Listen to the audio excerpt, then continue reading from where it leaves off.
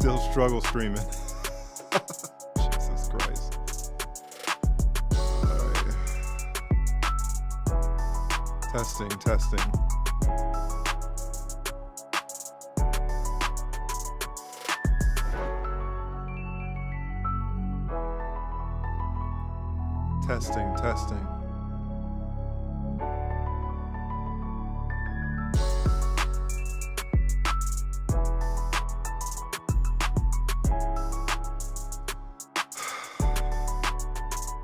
All right. Can you guys hear me? Man, the last stream was messed up. Stream before that was messed up. This is the third time. This has to be the charm, guys. We got to get back in and we got to get our mojo back. Got to get our mojo back.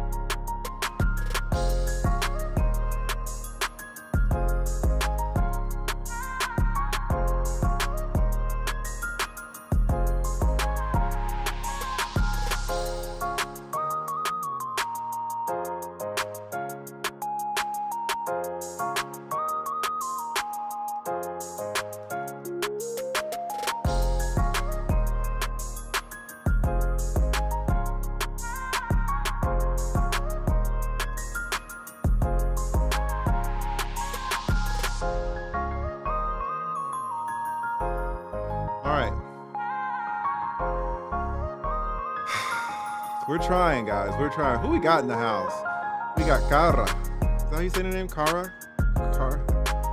Jan K. Man, thank you so much for your email, Jan K. I really appreciate it. Gave me a lot to think about.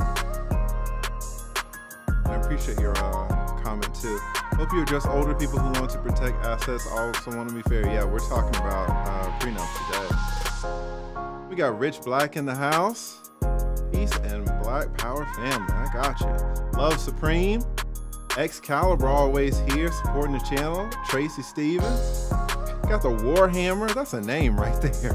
That is a name. Warhammer. Jay Sapphire. Javis. Hope I didn't say that right. Got Super Colin in the house, man. Colin's always been supporting the channel. Thank you so much, Colin. I appreciate that.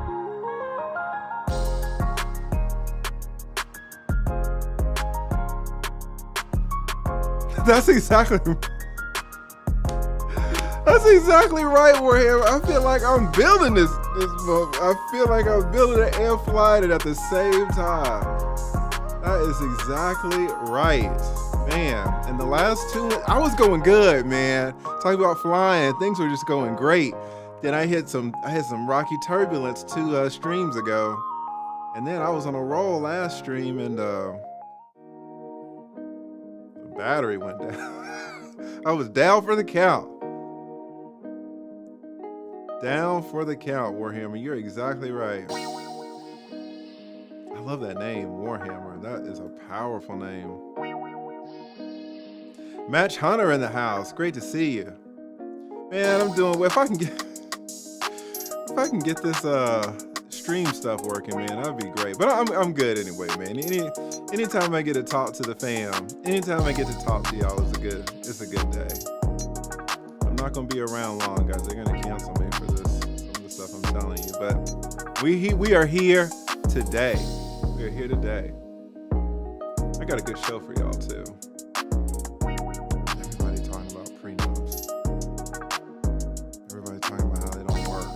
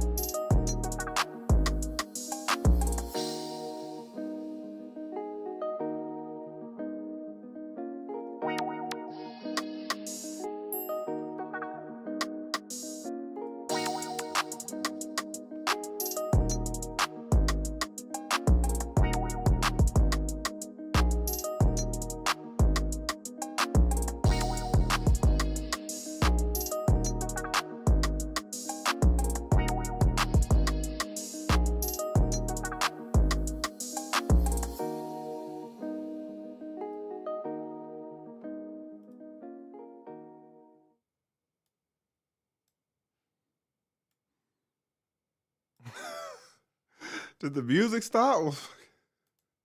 I guess it's time. All right, guys. All right. The lead attorney is in the house. It's so great to see you guys. We got a show today. I really want to talk to you guys about something that is very, very important. I don't want to say this is part 2 of the last live stream. I just want to start this one anew because the last one had a disastrous ending. And the one before that wasn't so great either. So this is gonna be a fresh one, but this is gonna be great. Today, we are talking about prenups. That's what we're talking about. Do they work? Do they not work? Why do you need one? What's the best way to draft one? What do you need to put in it? What do you need to leave out of it? This is gonna be an extremely important video. Now, why do you need a prenup at all? Well, let's just set the facts. I'm just gonna show this very short clip of this gentleman where the video that I showed yesterday about why a prenup is necessary. This is very important. All right, let's take a quick look at this. So how much did my divorce cost me? Well, this is a fantastic question. There's direct and there's indirect costs. True. Direct costs, I lost $106,000 out of my 401k retirement plan I spent 20 years contributing to. I also lost half the equity in the home, stocks, bonds, mutual funds, cash, and savings that I also spent 20 years contributing to. I also lost half of all the non-liquid assets like furniture, household goods, electronics, cars. Keep in mind, I paid for all of these. And this is in addition to financially supporting her and her/our daughter for 17 years, which is many hundreds of thousands of dollars. I'm now broke, live in a 2-bedroom apartment, and have a negative net worth for the first time since I was, 25. All right, guys. So I'll stop it right there because it details everything that he lost. He lost half his house, half the stocks, half the bonds, half the electronics, half the furniture. Just whatever he had, he lost half of it. And now he's in the same position that he was when he was 25 years old, which is devastating because the man looked like he was in his mid-40s. So could a prenuptial agreement have prevented that? In the second half of that video, he talks about how, he lost his sobriety, he lost his job, he lost his masculinity, he lost his faith in God even. He basically lost everything. And this is not uncommon. This is not uncommon. A lot of men, especially those who don't have support systems, they fall into great despair. In fact, there are men who get divorced and they take drastic measures and they're not around anymore. All right. So this is an important topic. And if you are thinking about getting married, or if you're married now, or if you have a son, right, and he's 25, 23, even if he's 18, these are things that we need to talk about as soon as possible. As soon as possible. All right. So I want to give you guys a certain way to think about a prenuptial agreement, right? And again, to think about a prenuptial agreement in a certain way, I want you to think about a marriage in a certain way. Marriage has been misconstrued. A lot of men do not know what marriage is. A lot of women know. A lot of women know, but they're not telling men, right? A lot of women will say a marriage is a partnership. And a lot of men do not understand that. But it's helpful to think about marriage in a partnership setting. What is a partnership? Let's put marriage to the side for a second. And let's think about, what is a partnership? Let's say that you want to open a restaurant with somebody, right? And you have $50,000 to invest, and the other person has $50,000 to invest. And maybe the other person knows a little bit more about the restaurants, but you know a little bit more about the financing, and you're going to put your resources together and you're going to start a restaurant. You're going to start a business. Well, you have two options. You can say, well, I know you and I are going to go in partnership together, but let's do it formally. Let's have a partnership agreement. And the partnership agreement is going to set out what we're going to invest in the partnership, how the assets, how the resources are going to work. What happens if we have a problem? How do we resolve the problem? What happens if we need to break up the partnership? How are the assets going to be divided? And a partnership agreement is it's a document, it's a legal document, it's really a contract, and you're saying, hey, this is what's going to happen in case things go south. But I have a question for you. What happens if you enter into a partnership agreement, or you enter into a partnership, but there's no agreement? What happens? Let's say you get into a fight with your business partner a year later and you want to dissolve things. Well, I mean, it's not like you can just fight each other to get the money, right? You have to go to one place. Where are you going to go? You got to go to court. So the judge is going to ask you one thing right off the bat. The judge is going to say, okay, do you have a partnership agreement? And you're going to say, no, we didn't start one up. The judge is going to say, no problem, because guess what I have? I have a book here, right? I have a book here, this law book. And this law book has a partnership agreement already in it. And this partnership agreement is used in all cases where the parties, where you two haven't sat down to write up a partnership agreement. I have a partnership agreement that I am going to use. And this is the same partnership agreement that I use in all cases where there's no partnership agreement. So I have one. And this partnership agreement was created by the legislature, by the state government, for in this particular type of case. So you guys don't have a partnership agreement. I've got one right here, and we're going to use it.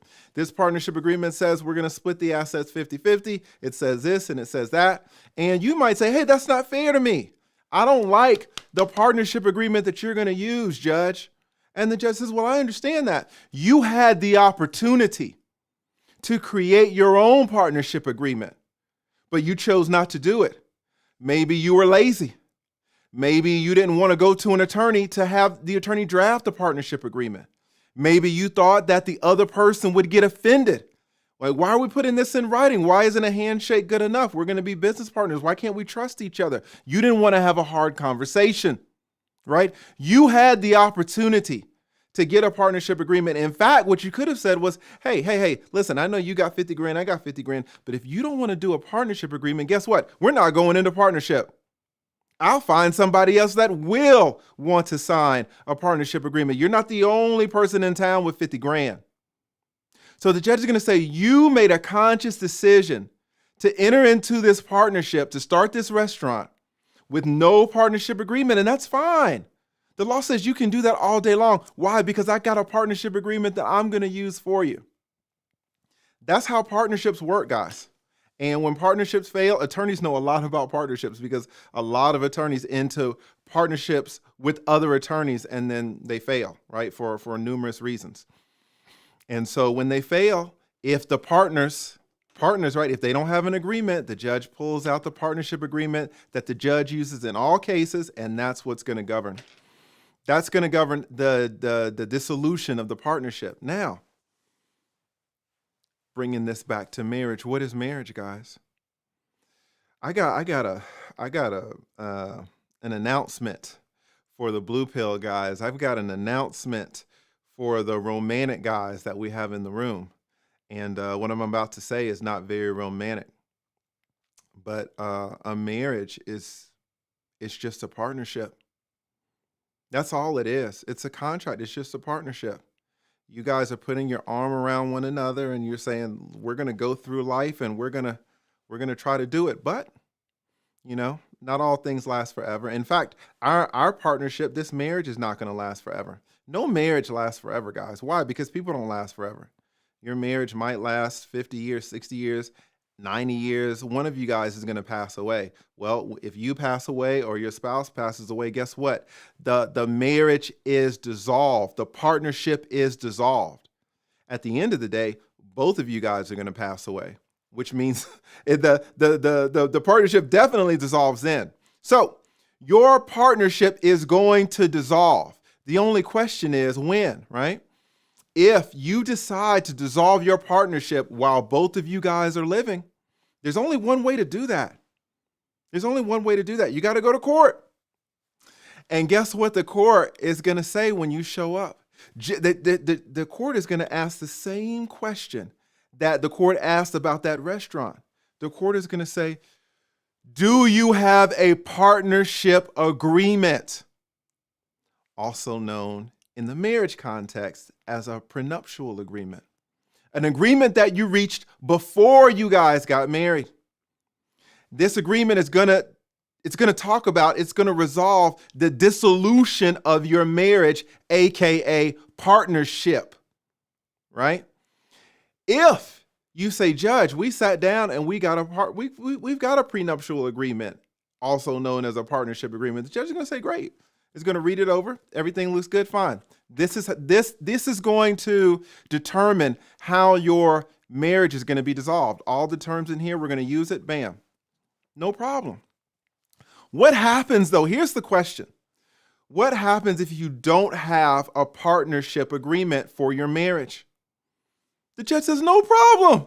Guys, listen, no problem. If you don't have a partnership agreement, just like in the restaurant, just like in the example with the restaurant, where the judge pulled out his own partnership agreement, the way he was going to resolve your case, the judge does the same thing in divorces. The judge says, listen, I have a little book here that the legislature made, and it determines how your assets are going to be divided. It determines how your debts are going to be divided. It determines alimony. This little book that I'm going to apply to your case, it determines so much, right? And so this is what we're going to use. Now, here's the thing. A lot of guys, just like in the restaurant, a lot of guys are going to say, I don't like that book. How much did my divorce cost me? Well, What is he saying? He's saying, I don't like your little book, Judge, right? And what does the judge say? The judge says, well, you had the chance to decide how your marriage was going to be dissolved. But you decided not to. You had the chance to talk to your wife about a partnership agreement, aka premarital agreement, a prenup. But you didn't want to do it. Why didn't you talk to your wife about a prenup? Maybe you thought it wasn't necessary. Maybe you were too scared to talk to her because you thought she would get offended. You had your reasons, and the judge is not going to fault you for those reasons. The judge is going to say, fine, you made your decision. You're a grown man. The judge is not going to look behind your decision. The judge is going to respect it. But now that you made that decision, the judge has to follow through with it. You decided by not getting that prenup that you were going to allow the judge to determine how your marriage was going to be dissolved. And that's what the judge is going to do. And now you see this man complaining is the wrong word, but he's feeling a certain way about he lost half of his 401k. half of the stocks, half of the bonds, half of the money in the accounts. It didn't have to be this way. His agreement could have said something totally different. It could have said something totally different. Now, let me, what happened? Oh, okay. Here's something very important. And the reason, and this is, I'm a little disappointed because this gentleman here, he made another video, a different video. He has a TikTok channel, guys. And I would tell you, like I told you last time, to go check it out. But I just went on it to copy the video that I wanted to show you, the video that he made about prenups, and it's private now. It's private now, so you need to friend him or something. He needs to accept your, I don't know how you do it on TikTok. But anyway, you can't see his videos anymore, at least on TikTok. He has a video that talks about, it directly talks about prenups. And do you know what he says? He says that prenups are trash. He says they're not worth anything. They're worth toilet paper. You're stupid if you get one. The same man, by the way, who got wrecked because he didn't have one, he's saying basically, well, it didn't matter if I had one or not because they're all trash. They never work. So I have a question for you. Do prenups get thrown out? Do judges say, I'm not going to follow that prenup? Absolutely. Absolutely. Some very famous people have had their prenups thrown out. I don't know if you guys know this. Steven Spielberg. Steven Spielberg was married and married for a long time to a nice lady, and they got divorced. And Steven Spielberg pulled out his prenup. The judge took the prenup, read it, and threw it out. Does anybody know why? Does anybody know why the judge threw out Steven Spielberg's prenup? Steven Spielberg, by the way, super famous, super rich. Does anybody know why? His prenup was thrown out because they wrote the prenup on the back of a napkin. A legal agreement. These two non-lawyers sat down at a bar and wrote it on the back of a napkin. What do you want the judge to do? Guys, the judge wants to help you out. He really does. But I mean, if you make an agreement, the judge wants to help you, but you got to help the judge help you. You're two non-lawyers trying to write a contract, a formal contract worth millions of dollars, and you write it on a napkin. When you're rich, you could have gone to an attorney, but you didn't. You were cheap. Right? But that cheapness cost you millions of dollars. They get thrown out.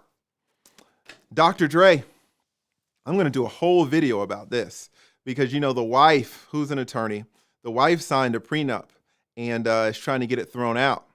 And it's looking like, it's looking like she's got a hard road to prove it. But he made a bad decision. He gave her that prenup very close to the wedding, apparently. And that's a big no-no. That's a big no-no. So, what if your prenup is properly drafted? What if you follow all the rules? Is it trash? No, it's the best thing you can do for asset protection for both parties. Listen, guys, women are coming up, man. Women are asking for prenups now, and women aren't scared to ask for them. A lot of guys want to ask for them, but they're scared because they feel like the woman might get angry, right? But it's funny how a woman ain't scared at all, right? It's funny how a woman sees this as a partnership. A man, listen, let's say I'm going to start a restaurant and I have $100,000 to invest. I want another person who's going to invest around $100,000 too. Why on earth would I start a restaurant with someone and he tells me that he has $7 to invest when I'm putting up $100,000? And I say, okay, well, if I'm putting up $100,000 and you're putting up $7, then you must work. You're going to run the restaurant, right? You're going to be in there 7 days a week, right? And he's like, no, I'm going to stay at home. I'm going to stay at home. And then I say, okay, well, let me get this straight. I'm going to put up $100,000. You're going to put up $7, and you're going to stay at home. Yeah. And well, I must be getting 100% of the profits, right? And he says, no, we're going to split the profits 50-50. I say, I don't like that partnership. And that's what women say.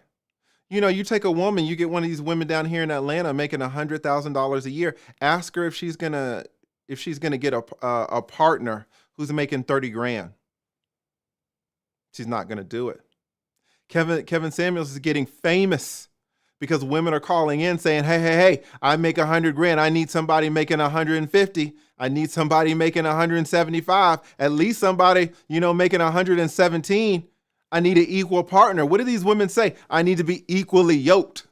I need someone that's going to match my fly. Whatever justifications that they say, what they're saying is, hey, I need a partner that's going to be right here. But when men enter these partnerships, they don't think about it as a partnership. They think about it as a marriage.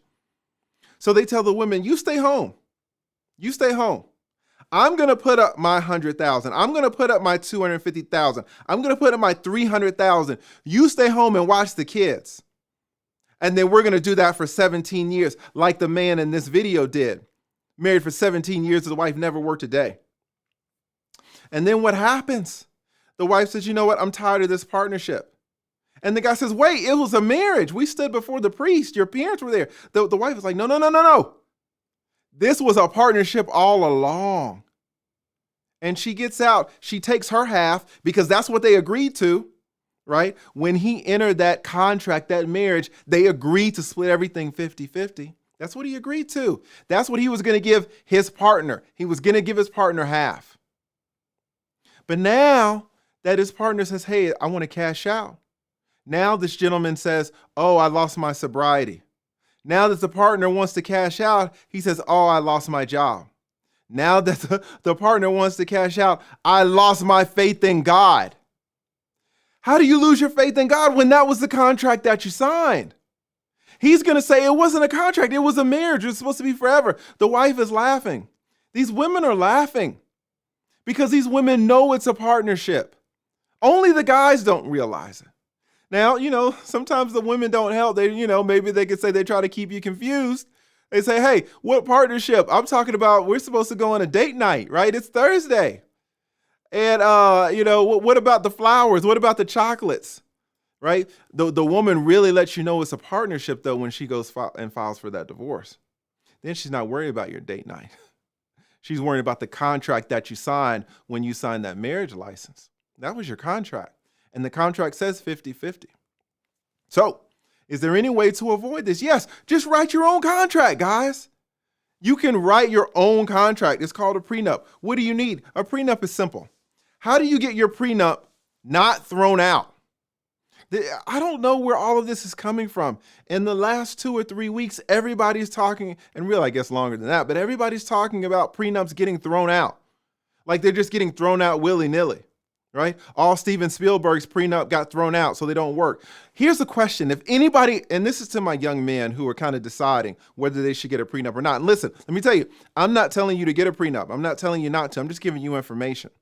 But if you decide not to get a prenup, have a reason. Just have one reason. And please do not let that reason be that they don't work, because you are making a decision based on flawed information. You are going to see on the internet, you're going to see in the Red Pill community that prenups don't work. You're going to see by this guy. I couldn't record the video for you because he's blocked his account. But he was like, oh, prenups don't work. They get thrown out. Whoever says they get thrown out, I want you to ask one question. If you can ask this one question, you'll shut them all down. Ask them this one question. Ask them, why? It's one word. Ask them, why was the prenup thrown out? And then everything will be clear. Everything will be clear. Why was it thrown out? Oh, because they wrote it on the back of a napkin. Why was it thrown out? Oh, because they were standing at the altar, basically, with the mother and the father right there sitting up in front, and they had the venue there, and you had your best men there, and each woman spent $1,200 on the gown, on the bridesmaid dresses and the shoes and the makeup and the hair. And they got the 6-year-old in the back waiting to come out with the flowers and the 2 rings, and they're standing there before the priest. And what does the guy do? What does the guy do? He says, hey, baby, sign this right quick, and gives her a 30-page document. And she's like, well, I don't want to sign it. And the guy's like, well, you need to sign it or we're going to lose the deposit on the venue. And all the food, the money that we spent on the food is gone. And your parents are right here. You're going to be embarrassed. And now you don't leave her a choice. So she signs it. Oh, it's thrown out. It's thrown out. Ask them why. People ruin their own prenups. What do you need? Let me tell you what you need. Guys, this is not going to take long. I don't know why people are saying, or people are acting like the prenups are these great things. It's a $3,000 contract. It's a $2,500 contract. That's all it is. And they work just like any other contract, but you can ruin them. What do you need? What do you need, guys? First of all, here's the first rule. Don't be like Steven Spielberg. Don't have millions in the bank and go cheap with it. Get yourself an attorney. If you draft your own prenup, whether it's on the back of a napkin or not, it's going to get thrown out. So many guys try to draft their own prenup. They want to save themselves $2,000. And then like this guy, they lose hundreds of thousands of dollars for $2,000. Don't be stupid. Don't be stupid. Hire an attorney. And the best way, if you want the gold standard, have your fiance hire her own attorney. That way she can't come back and say, oh, well, you had an attorney that drafted it and then gave it to me and I didn't understand it. I'm just a person. I'm just, I'm not an attorney. No. You had your own attorney. You had your own attorney and my attorney sent this prenup to your attorney and your attorney reviewed it with you and your attorney signed off on it. So now you're screwed. You have to live with it. You signed it and your attorney signed it. And you put the date on it, right? Get two attorneys. That's the gold standard. If you get two attorneys drafting some little prenup, man, that thing is going to hold up all day. That's what Steven Spielberg didn't do. That's the first thing. Have your attorney drafted by at least one, but the gold standard is two attorneys. What else do you need? This is important. Man, this is important too. You need a full disclosure of your financial condition, your financial circumstances. Don't hide money. You got the 7 Bitcoin. Listen, you can have a prenup and it's going to list all of your assets. You have to list all of your assets and all of her assets. If you don't put that 7 Bitcoin in there, it's going to get thrown out, right? So you'll have a guy, oh, I heard a prenup got thrown out. Why? Just ask the one question, why? Why did he get thrown out? Oh, because he lied about his financial situation. He didn't put the Bitcoin there. He didn't put the house that he's got down in the Dominican Republic. He didn't think they were going to catch that. For some reason, guys, I don't know what the hell's going on. The last 4 consultations that have been set up that I've had, they've all been talking about trusts and how to hide money in trusts. When people make those consultations with me, I send them their money right back.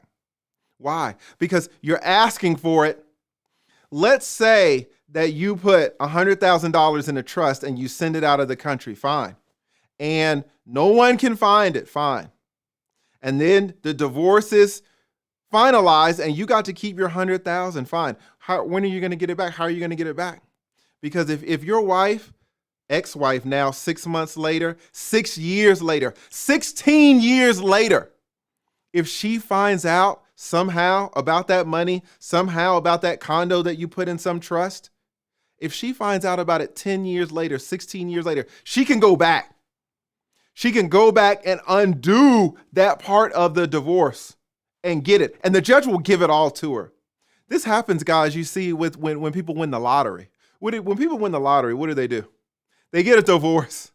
They hold the ticket. They don't cash the ticket. They got a ticket for $2 million.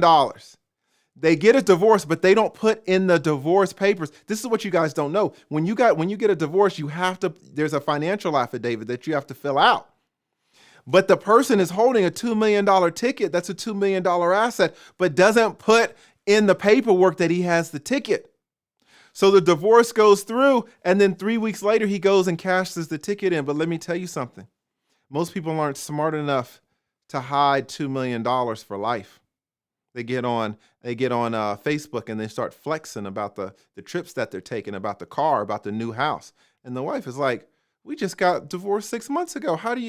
What new house? And then the wife goes on the on your state's lottery websites and sees you standing there smiling with a 3-foot check. Let me tell you what's going to happen. The wife is going to, 6 months later, 6 years later, doesn't matter. The wife is going to hire an attorney and they're going to go back and they're going to reopen that divorce. And the judge is going to be like, listen, I'm looking at your financial affidavit here and I don't see that lottery ticket. And you won $2 million. And you're going to be like, yeah, well, I guess you caught me. So give her 50%. The judge is going to be like, no. What 50%? I'm punishing you. You owe her the whole $2 million. Now you're in trouble because you spent most of it. But you got to give it all to her. You're playing a dangerous game. A dangerous game when you start to hide assets from the court. I want to help you guys out, but I'm not going to go that far.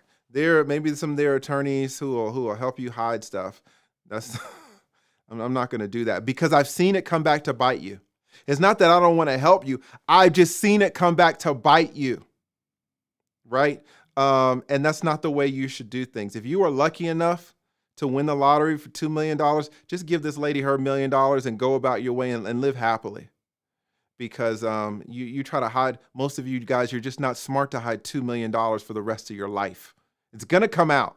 Same thing when you're trying to hide this condo or whatever you're trying to send down in out of the country down to Hawaii or wherever island off of Hawaii you're trying to send these assets to in these trusts.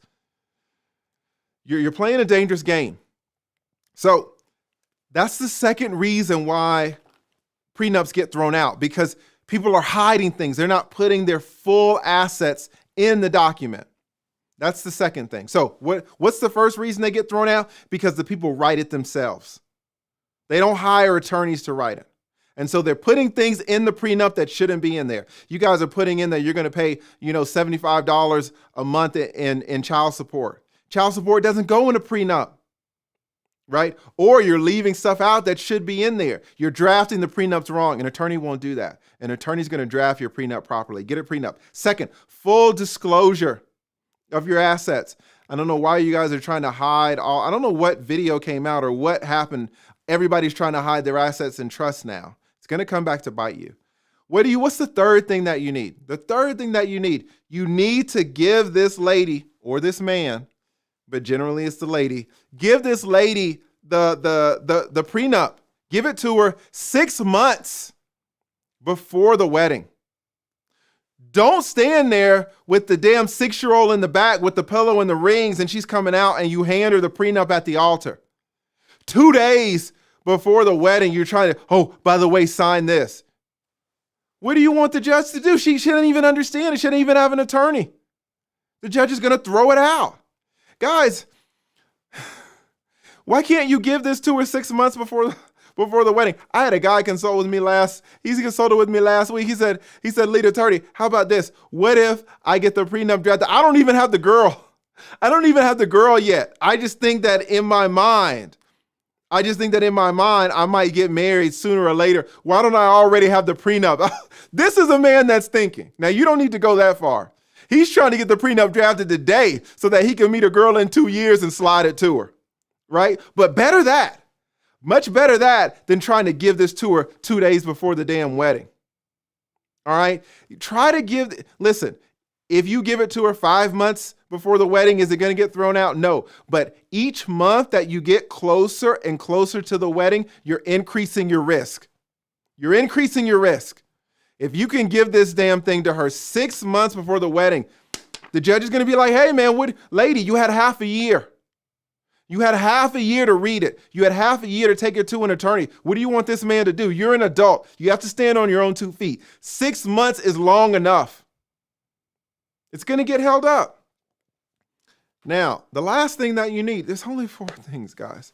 The last thing that you need, and this is the soft thing, all right? This is where it's like, right? It needs to be fair. It needs to be fair. Now, what is fair? What is fair? Well, it's hard to define, right? It's easier to see what's not fair, right? What if I have $10 million and I say that, if we're married and we're divorced, let's say we last 10 years and I say, we last 10 years, and after 10 years, if we divorce, if I decide to divorce you for any reason, I get everything and you get $30. We've been married for 10 years. You've been putting up with my stuff for 10 years, and at the end of it, you get $30. The judge is going to be like, come on, man, right? But why, if that's what you want your prenup to say, fine, but why are you even marrying the woman? If this is how you feel about this person, right? And we all have people that we don't like, fine. I'm not blaming you. But if this is how you feel about this person, that you want to give her $30 at the end of your divorce, why are you even getting married? She's not that special to you, right? So you can craft. Prenups are so awesome because they're so flexible, guys. They're so flexible. You can do so much in it. You can say, hey, listen. I got 10 million over here, okay? And you're walking in with nothing. You're just a 23-year-old Foot Locker chick. All right? So let's not get it twisted. I had this 10 million way before you. You didn't earn any of this. But, I like you and you're cute, Foot Locker. So this is what we're going to do. We're going to get married.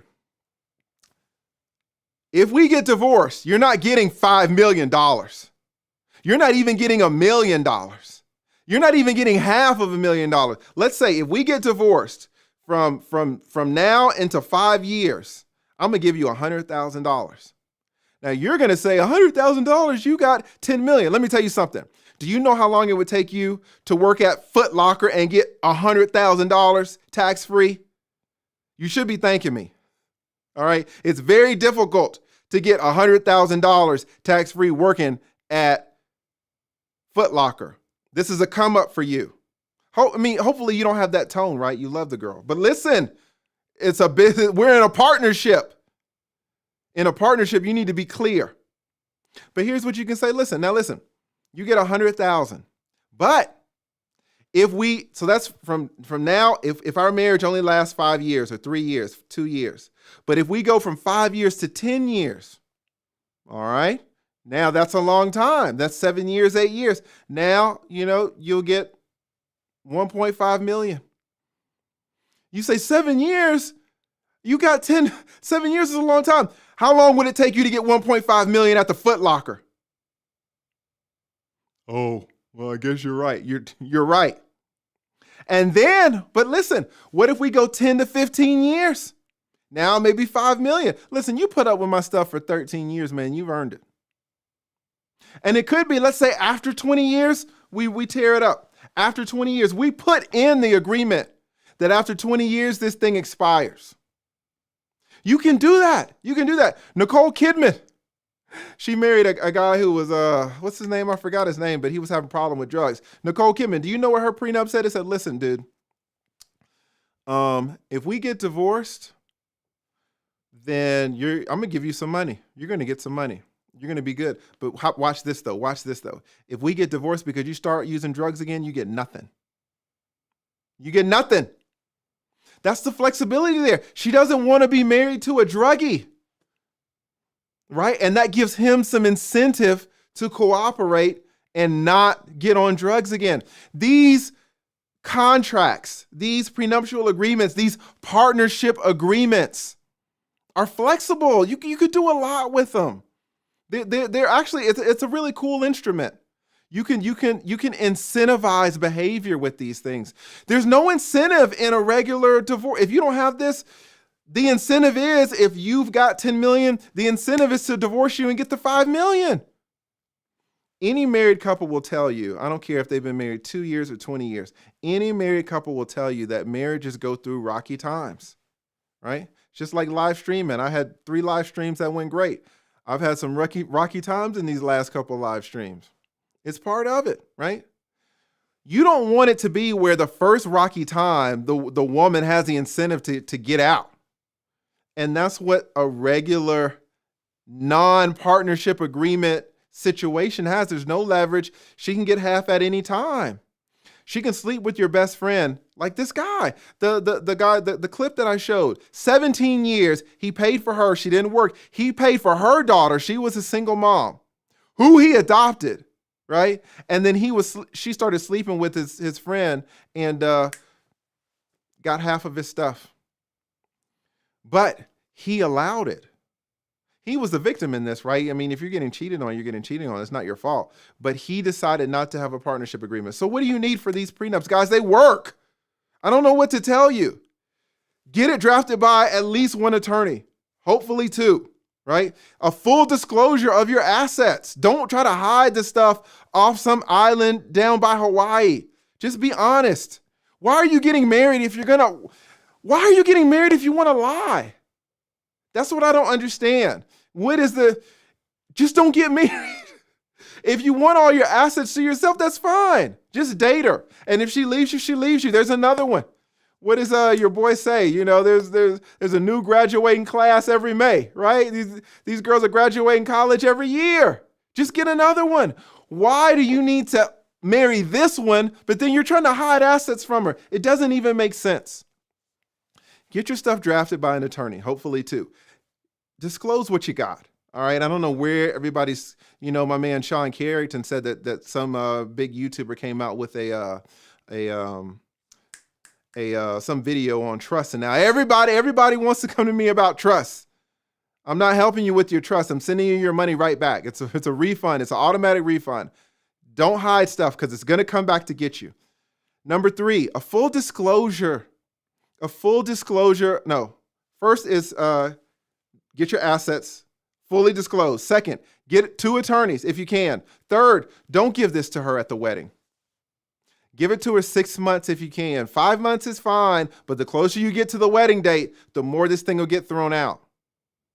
Give this to her 6 months. And last, just kind of be fair, guys. If you got 10 million, if you want to give her 100,000 for the first 5 years, that's fine. But don't say, I got 10 million, and if we get divorced in 17 years, you get $30. The judge is going to be like, all right, dude. You're trying to see somebody get screwed. I'm going to show you what it looks like to get screwed. You're asking for it.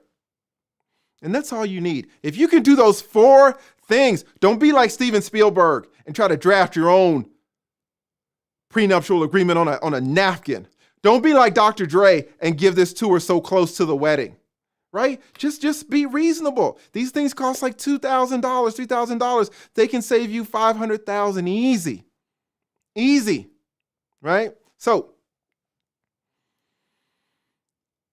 that's my speech on prenups, and I'm going to refer everybody, every chat I get, do prenups work? And I love to get this question. I love to get this question because that means people are thinking about it. And this is going to be the video that I refer people to. All right. Do prenups work? Yes. Yes, yes, yes. They work. They work. I don't know what you want me to tell you. Can you take a prenup that works and ruin it? Yes. You can ruin your prenup. That's why you need to go to an attorney, because an attorney is going to say, hey, I drafted this. Don't ruin it. Do not ruin it. Here's what you need to do to not ruin my work. You paid me $3,000 for this. Don't mess it up. How do I not mess it up? Great question. Don't do this. Don't do this. Don't do this. Period. If you don't do these 3 things, this is going to hold up. It's going to hold up. All right. Do we got any questions? Do we got any questions on prenups? Any questions on prenups? Now, first, let me do this. Guys, I was struggle streaming last time and my battery went out. So I got some super chats that I did not acknowledge, and I'm going to acknowledge those right now. But these go to the previous video. So let's watch this little 30-second video really quick to get our bearings. This is going to underscore why you need a prenup. So how much did my divorce cost me? Well, this is a fantastic question. There's direct and there's indirect costs. Direct costs, I lost $106,000 out of my 401k retirement plan I spent 20 years contributing to. I also lost half the equity in the home, stocks, bonds, mutual funds, cash, and savings that I also spent 20 years contributing to. I also lost half of all the non-liquid assets like furniture, household goods, electronics, cars. Keep in mind, I paid for all of these. And this is in addition to financially supporting her and her/our daughter for 17 years, which is many hundreds of thousands of dollars. Many hundreds of thousands of dollars. He's exactly right. All right, so let's quickly go to these super chats. What do we got? Some super chats that I did not acknowledge, and I'm going to acknowledge those right now. But these go to the... I don't like how that worked at all. Why is that happening?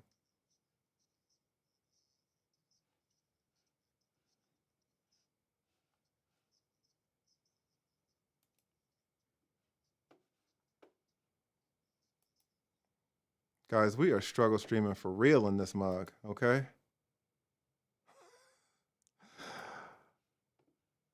Jesus. All right, here we go, guys. I'm sorry. This is rough. Okay, what do we got?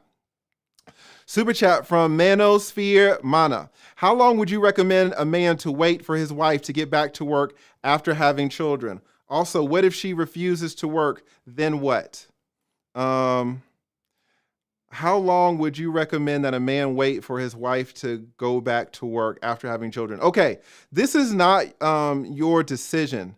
And this is a great question. And this is a great question for a lot of reasons. First of all, let me acknowledge the $20 super chat. That's a lot, Manosphere Mana. Thank you. Thank you. Okay, how long would you recommend a man wait for his wife to go back to work? This is a great question, but it implies that the husband has a voice in when she goes back to work, right? And that's the issue. That's one issue with these partnerships. There's no leverage.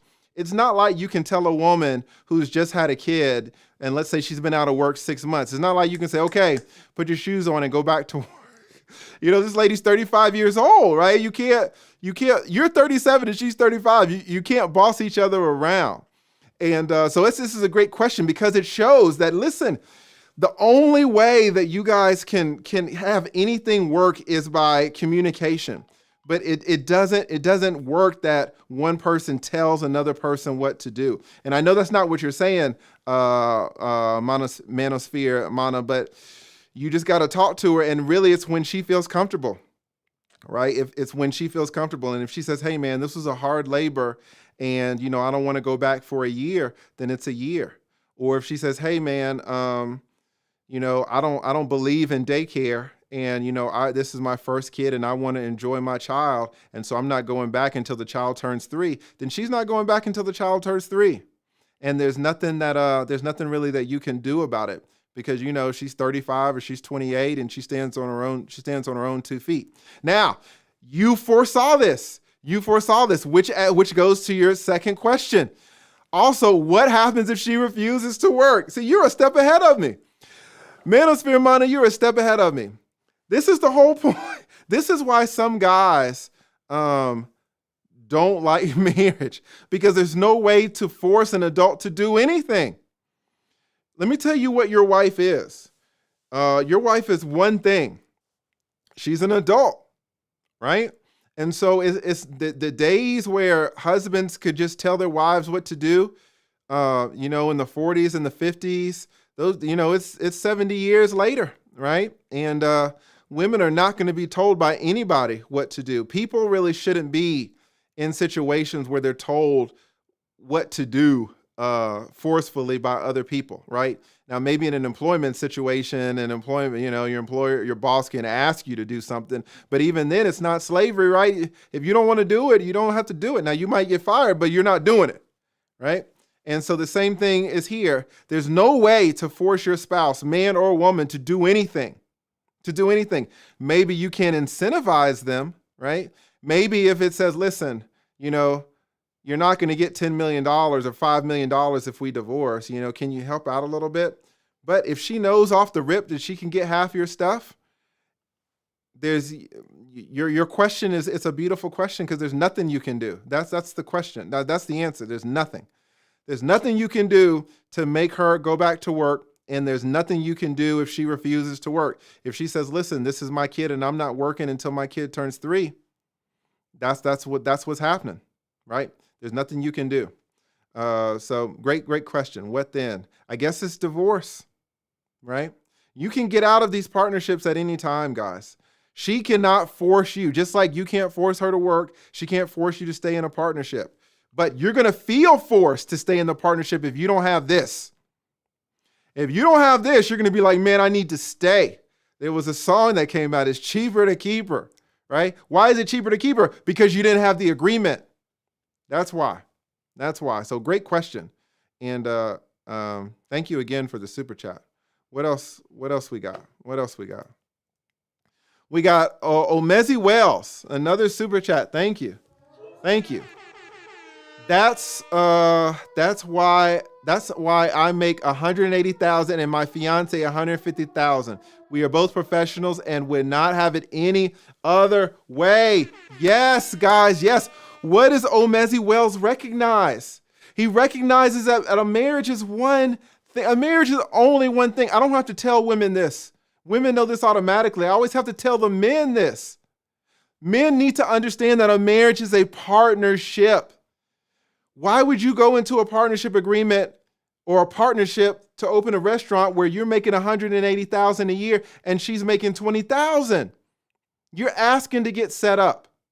You're asking to get set up. My man Omezi Wells says, listen, we're both basically making the same. We don't have incentives that are tearing us apart. Let me tell you something about this situation, and I see it all the time. Men making 150, 250,000. Their wife has a pull. When things get rocky, they know that they can cash out at any time. He's making 180,000. His fiance's making 150,000. If she cashes out, she's basically cashing out what she put in. It's not a come up. It's not a come up at all. And that's what you need. You need to be in a situation where it's not a come up. This is what these women do. If a woman makes 150,000, she's not going to get a man making 40,000 because she recognizes it's a come up for the man. All you men need to do is the same thing, right? So this is beautiful. This is beautiful. Congratulations to Omezi Wells. And I want to point this out. I'm just kind of glancing at the chat, but I see a lot of guys are like, man, don't get married, don't get married, don't get married. Marriage. I know this is not a popular thing to say, man, but marriages can be beautiful. Marriages can be beautiful. Marriages can work. For a marriage to work, you only need three things, guys.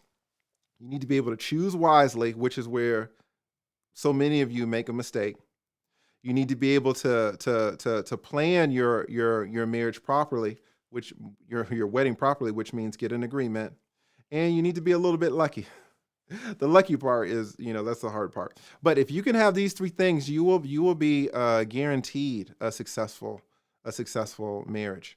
So I am not in the camp with people who say never get married under any circumstances for everybody. Are there people who should never get married? Absolutely. I love it when a man says, I'm never going to get married, because that man knows himself. My problem is a little bit when a man says, I know that I'm never going to get married, and I think that marriage is bad for every man on the planet. That's when I'm like, hold up. You're speaking a little bit too broadly, right? But if you want to speak for yourself and say, if you want to be the steel curtain and be like, hey, man, been there, done that. I'm never doing that again. I take my hat off to him. It's unfortunate that he had to learn the lesson the way so many of us did, right? But he learned the lesson and he's never fallen in that trap again, and I love it. But as much as I love the steel curtain situation, I love this situation equally. I love it when two people find a partner, right, that works for them and they're happy about it. This is a beautiful thing. You'll never catch the lead attorney not saying anything bad about this. So congratulations, Omezi Wells. Congratulations. What else we got? We got another super chat from MA. Thank you.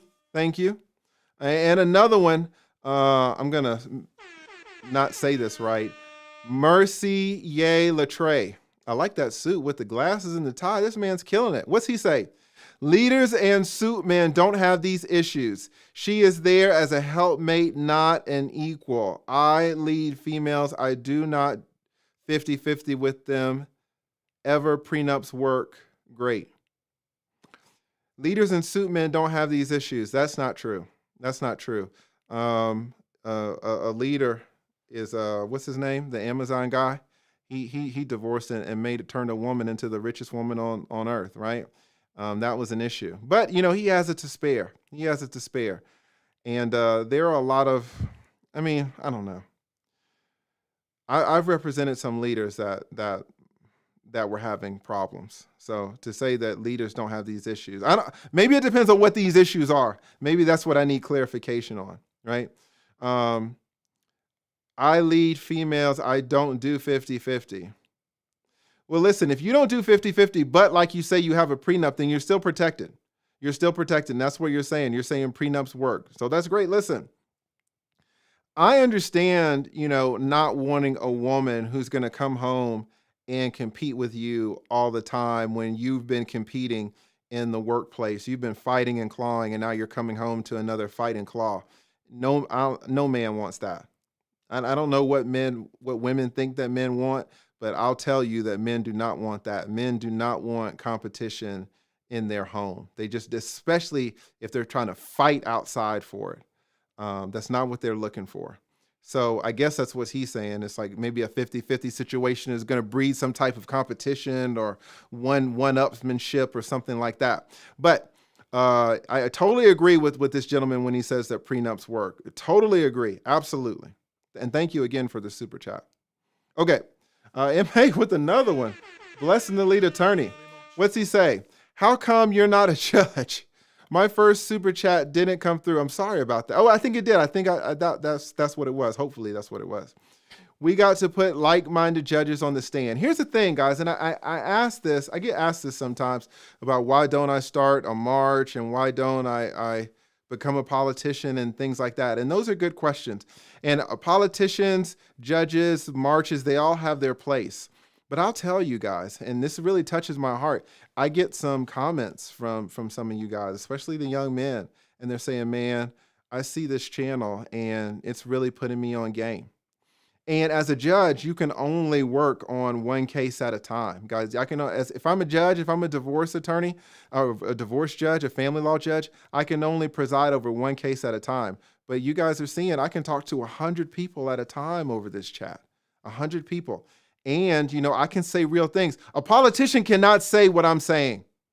A politician cannot say, hey, women are smarter than men. Women are thinking about this better than men. Well, maybe they could, but they couldn't point out the women's flaws, right? And women got flaws too, and I point them out. I would get canceled immediately. In fact, I'm not even sure this channel is going to last six months. I'm getting canceled. I'm going to get some heat. Politicians cannot tell you the real deal. They can't be straight with you, right? And a march, I just don't have it in me to organize a march, but I do have it in me to sit down here with you guys and talk to you about what's really going on and give you guys the information. And some of you are really getting it, and it touches me when I get those comments. So thank you, M.A. Certainly judges have their place, and I've seen some good judges over the years, but I really think hopefully I can influence some behavior on YouTube as well. Thank you for the super chat. We got Mydrin Emrys. Thank you. Thank you for the super chat. What do you say? He says, you and I 100% agree on prenups. Yes. They just need to be well done. Yes. Poor drafting can kill you in front of the judge. Listen, it's like this dude, it's like Mydrin read into the future. He left this yesterday. This is exactly what we're talking about today. This is exactly what we're talking about today. These things work. What does he say? He says they just need to be well done. Poor drafting can kill you. What did Steven Spielberg do? He wrote his own prenup himself on a napkin, no less. You were asking the judge to get it thrown out. You're asking. He's exactly right. Shout out to Midrin. He's exactly right. Steel Curtain in the house with the $10 super chat. What does Steel Curtain say? I don't believe you misquoted anything. You were just stating what the guy was saying. I'm just calling out the importance of contract law, which the guy didn't have in order to speak on the topic. Yes, he's exactly right. This is just a contract. A partnership agreement is just a contract. If you don't have a partnership agreement for your marriage, that's fine. A judge is going to pull out a contract and he's going to use it. He's going to use it. And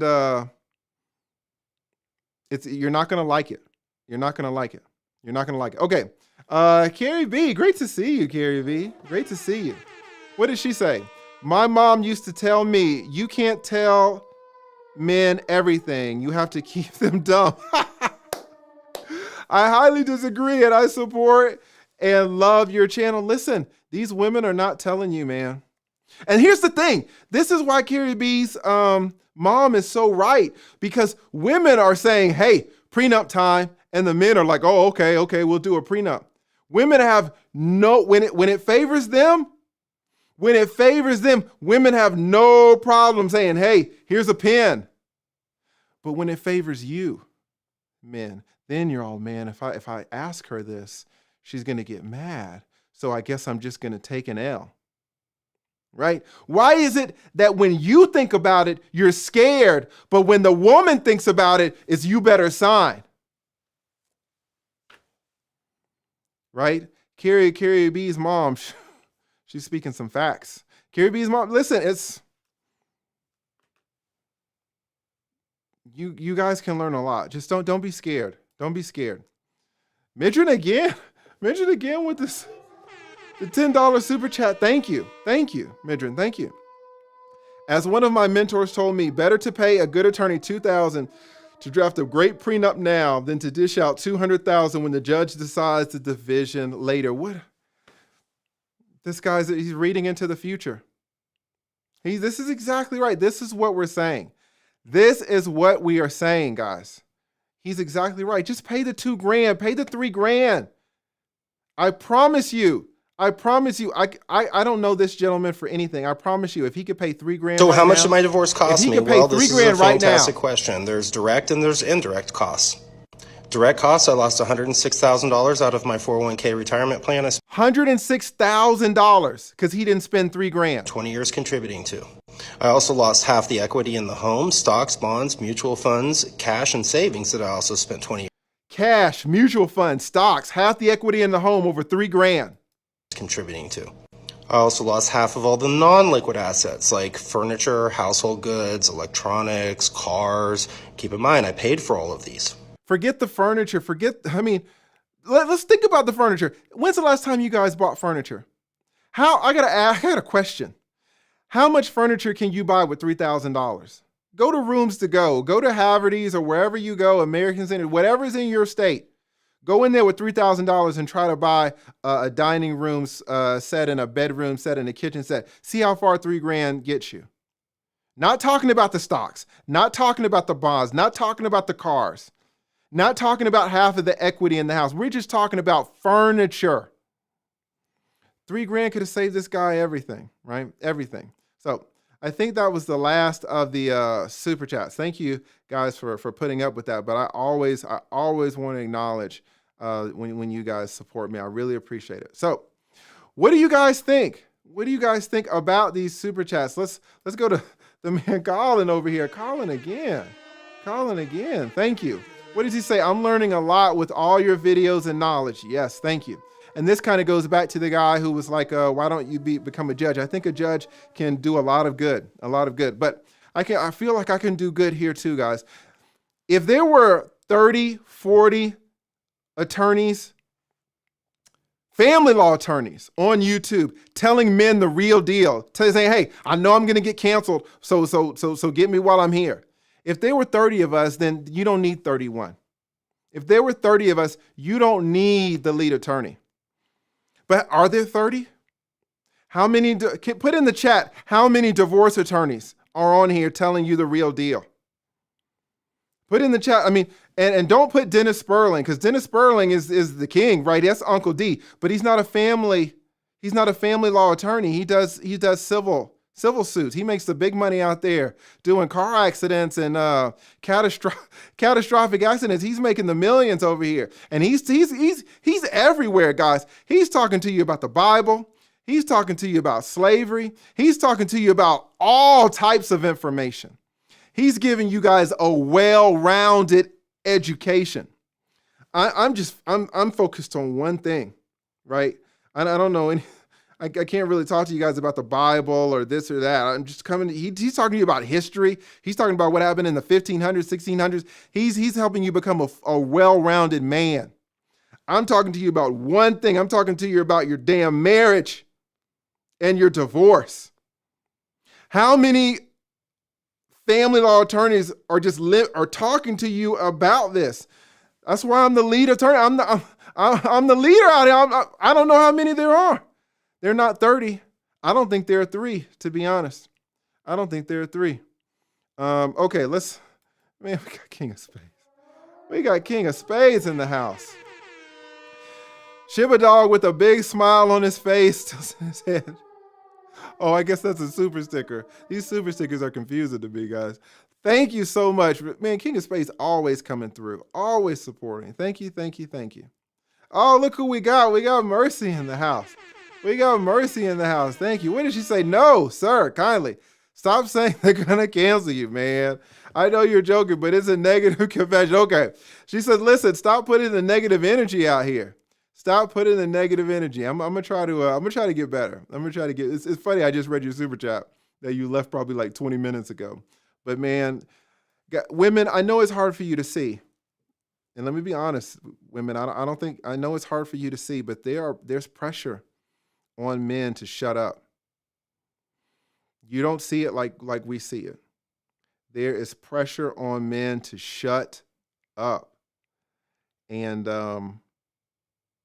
when you don't shut up, and the second you say, I made a video about two black men, and I never want to Derek Jackson and Deshaun Watson and how they're just ruining their lives, and I never want to be this black guy who talks about other black men, right, for clout or anything like that. But I'm doing it to teach a lesson.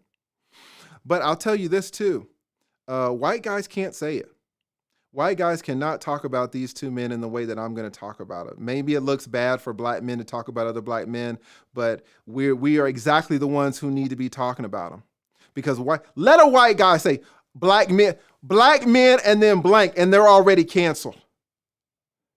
A white person cannot say black men need to fill in the blank. If they said black men need to eat, they would have to come out with an apology. Right? White people don't have that luxury. Well, there are a lot of luxuries that men in general cannot say to women. If men say women need to, you better watch out. And so whenever you start saying men and women, it gets dicey.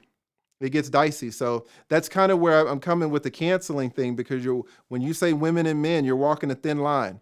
But I totally see where you're coming from too, that we need to be positive. And that's true. That's a great point. Thank you again for the super chat, Mercy. I hope you're doing great. What else we got? Another super chat. GF, how much net worth should you have in order to have a prenup? Net worth, yes. Okay, this is a great question. Here's the thing, and let me be honest with you.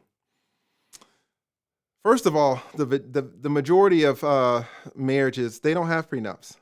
And honestly, guys, you see some divorces that are disasters, but a lot of divorces aren't disasters. A lot of divorces, the woman's making 50 grand and the man's making 55 grand. They got 2 kids. They got a couple of cars. And it's just a regular divorce. There are thousands and thousands of regular divorces where a prenup wouldn't have changed much of anything, right? The prenups really shine when there is a high net worth. They really shine where there is a high net worth. But the problem is, a lot of times, if you get married and you're 27, you have no idea what your situation is going to look like at 37, right? Maybe you're working on a business in your garage at 27. So, prenups really talk about assets and debts and alimony, right? What if you're 27 and she's 27?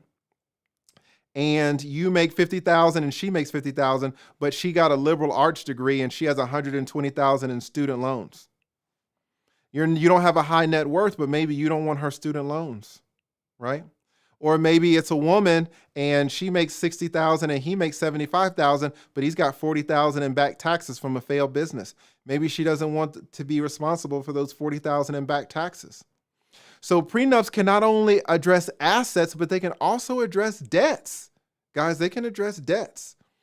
So yes, if you've got any type of asset, any type of debt, if you've got anything going on, it's nice to have a prenup.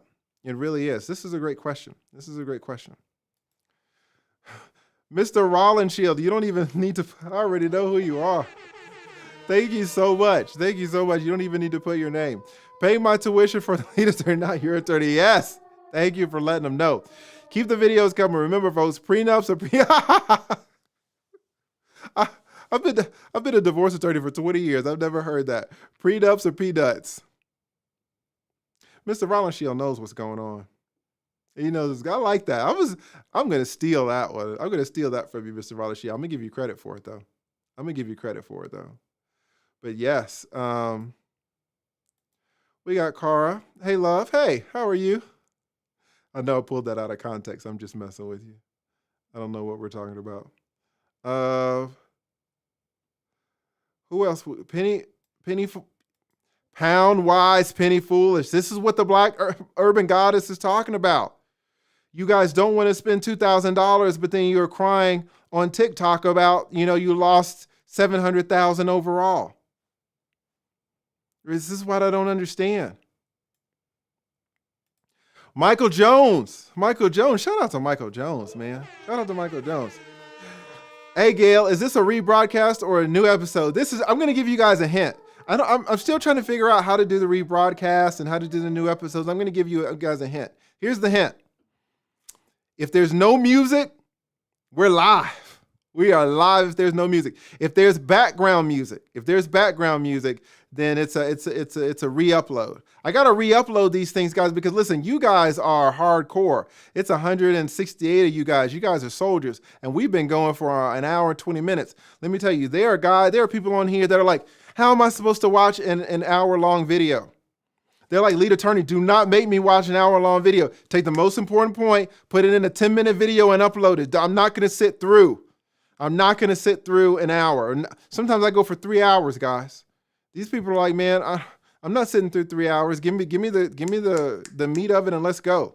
So that's what I do. I take out 10 minutes, 15 minutes, 20 minutes, put background music on it, and let them know what the deal is. All right. So, but this is a great question, Michael Jones, and I'm glad that you're here. But we are live. We are live and in person, and you know we are live because there's no background music. No background music.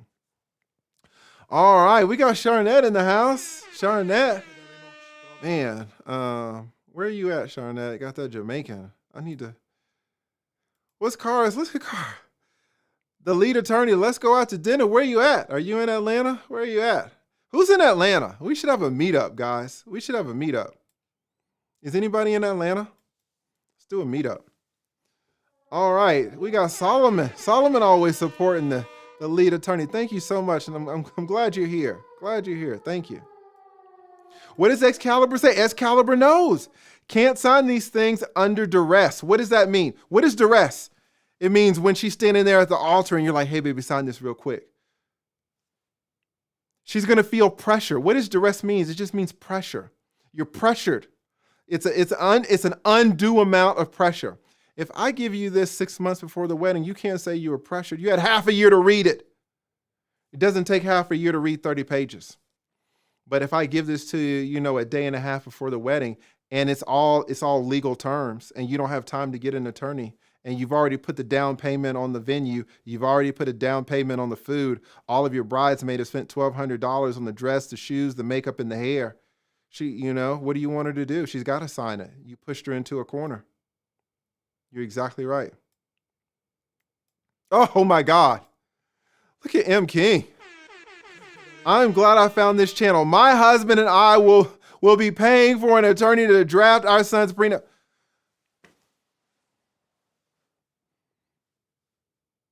I mean, am I going to read a better comment?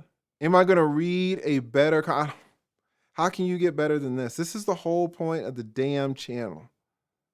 This is the whole point. Thank you so much, M. King.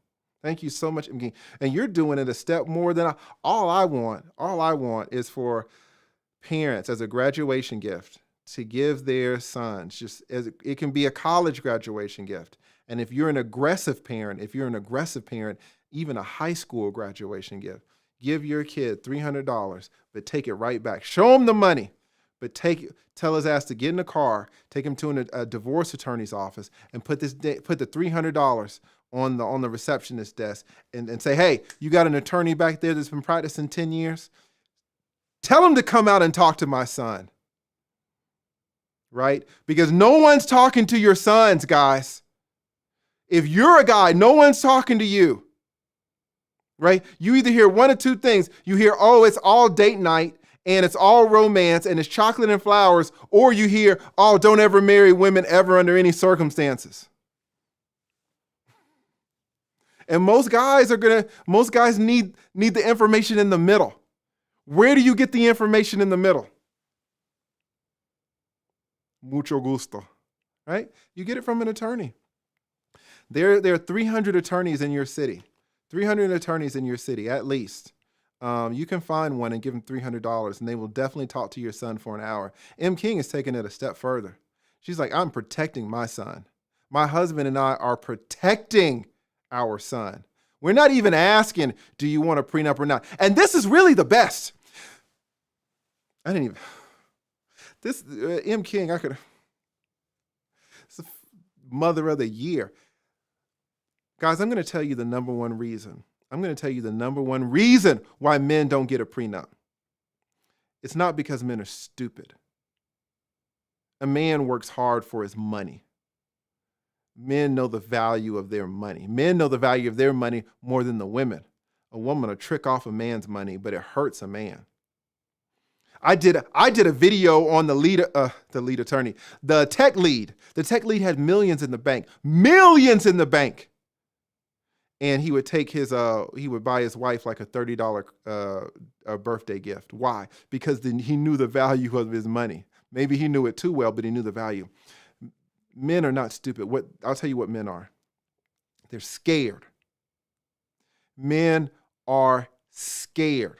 They're scared to have a hard conversation with their spouse, with their fiance. This is why what M. King is doing is so beautiful. I don't want to harp on this, but you guys need to see it. And man, you know what M. King's son can say?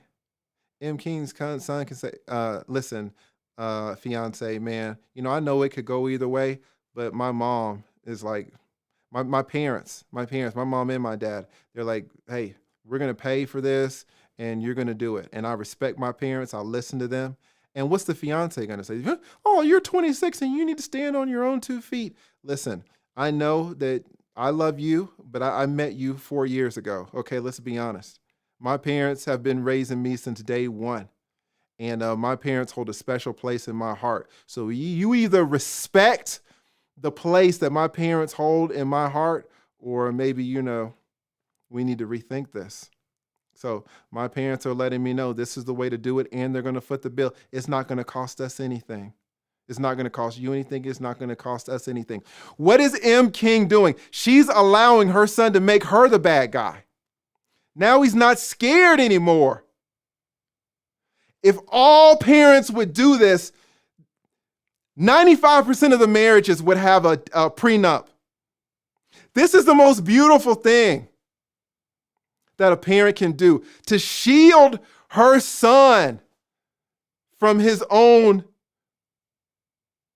I don't want to call it cowardice, but his own, let me put it in a nicer way, his own reluctance. He loves his fiance. He doesn't want to make her mad. It's understandable, right? But M. King can say, listen, step aside, son. Listen, my job as a parent is not done yet. I'm going to protect you until I leave this planet. And just because you're 26 doesn't mean that my protection is ended.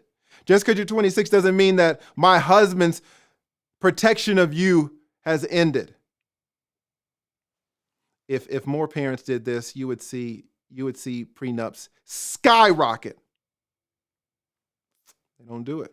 And for a woman to say this, M. King is like, she's in the running for mother of the year. Jesus, this is so great. This is so great, M. King. I applaud you for this. This is awesome, awesome. Got the young prince, man. Young prince been supporting since day one. Thank you so much. Thank you. How's it going? I'm doing well, man. I'm just here on a Sunday, trying not to be a struggle streamer this time, even though we've been having a few problems. You guys have been sticking with it. J&K. Man, thank you so much, J&K, for the email that you sent. You're so right. You're so right. Okay, what does Jan K say? Why would Candace Burr's attorney allow her to give Todd a prenup the day before the wedding on TV? This is a great question. This is going to give you some behind the scenes stuff. Let me give you some behind the scenes stuff. I don't even know where to start. There's so much. Guys, attorney-client relationships. You guys might not realize this. My clients, our clients, they lie to us all the time. They lie to us all the time. They don't listen to us. I'll have a client that'll pay me $100,000, $150,000 over the course of his high conflict divorce, and he'll be lying to me the whole way. He'll lie to me the whole way. Like, what's going on? And this is all attorneys. This is not just the lead attorney. Clients lie to you. What else do clients do? They don't listen. They don't listen.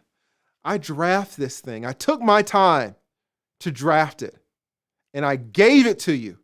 And I told you to give this to her 5 months, 6 months before the wedding. And what do? You say, okay, lead attorney, I'll do it. And when do you give her the damn thing? You don't listen. Guys, why do you hire us if you're not going to listen? Why do you hire us if you're not going to take our advice? I'm venting a little bit. This is not Jan's fault, but this is behind the scenes stuff. People pay us money and they don't listen. She's saying, why did Candace Burr's attorney allow her to give Todd the prenup? I don't think it's the attorney. That's Candace's call. It's Candace's call. Or what? This is what happens also. A guy will come in and he'll say, hey, I need a prenup. And I'll be like, great. When's your wedding date? Oh, Thursday.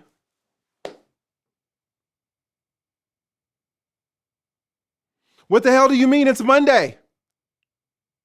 I know, but we're getting married Thursday. We got deposits on everything. It's going to be out in Vail. And, I got a plane to catch now at Atlanta, Fulton County, at Hartsfield, Jackson. Can you do one for me right quick? Right? You set us up.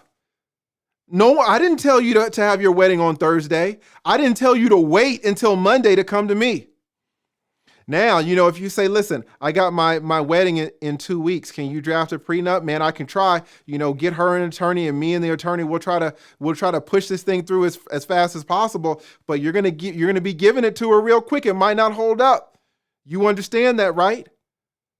Yeah. Listen, because, if you really want it, we can do it. But you understand this damn thing might not hold up. Yeah, lead attorney, just do it. And I'll get her an attorney and we'll just, we'll make the best of it. You guys set yourselves up. You put yourselves in the hole. I do not think that this was the attorney's fault at all. Just because I've been there.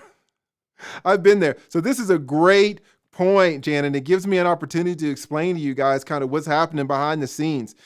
Sometimes there's a conflict between attorneys and their own clients. It's what happens with doctors and their patients all the time. The same patient comes into the doctor for more pills. The patient's like, doctor, these pills aren't working. The doctor's like, listen, I don't know what you want me to tell you. You're 200 pounds overweight. What do you want these pills to do? If I tell you to lose weight, you get mad and you go to another doctor. So I'm going to give you some pills. I've already assigned you a nutritionist. You don't go. I've already told you to lose weight. I try to give you an exercise plan. You don't follow it. You just eat when you're not here. And then when you come in here, you want pills. What do you want me to do? Sometimes there's a conflict, right, between doctors and patients. Sometimes there's a conflict between attorneys and their clients. This is not the attorney's fault. This is, I don't even know the situation. I'm going to put it 100% on Candace, 100%. I'm totally siding with co-counsel. This is a great question, though, and thank you for asking me, because it allows me to kind of give you the kind of pull the wool back, or pull the curtain back and let you guys know sometimes you pay us a lot of money and you don't listen at all, right? Or you put us in the hole, right? I had Stephanie on here. Stephanie, co-counsel, she's a criminal defense attorney. She'll have a client come in. And he would have been bonded out. And he'll say, hey, listen, I need you to represent me on the dope charge. And she'll say, okay, well, what's going on? Oh, well, I just came, I just bonded out. But before I bonded out. I had a 3-hour recorded interview with the cops where I admitted to all of the dope.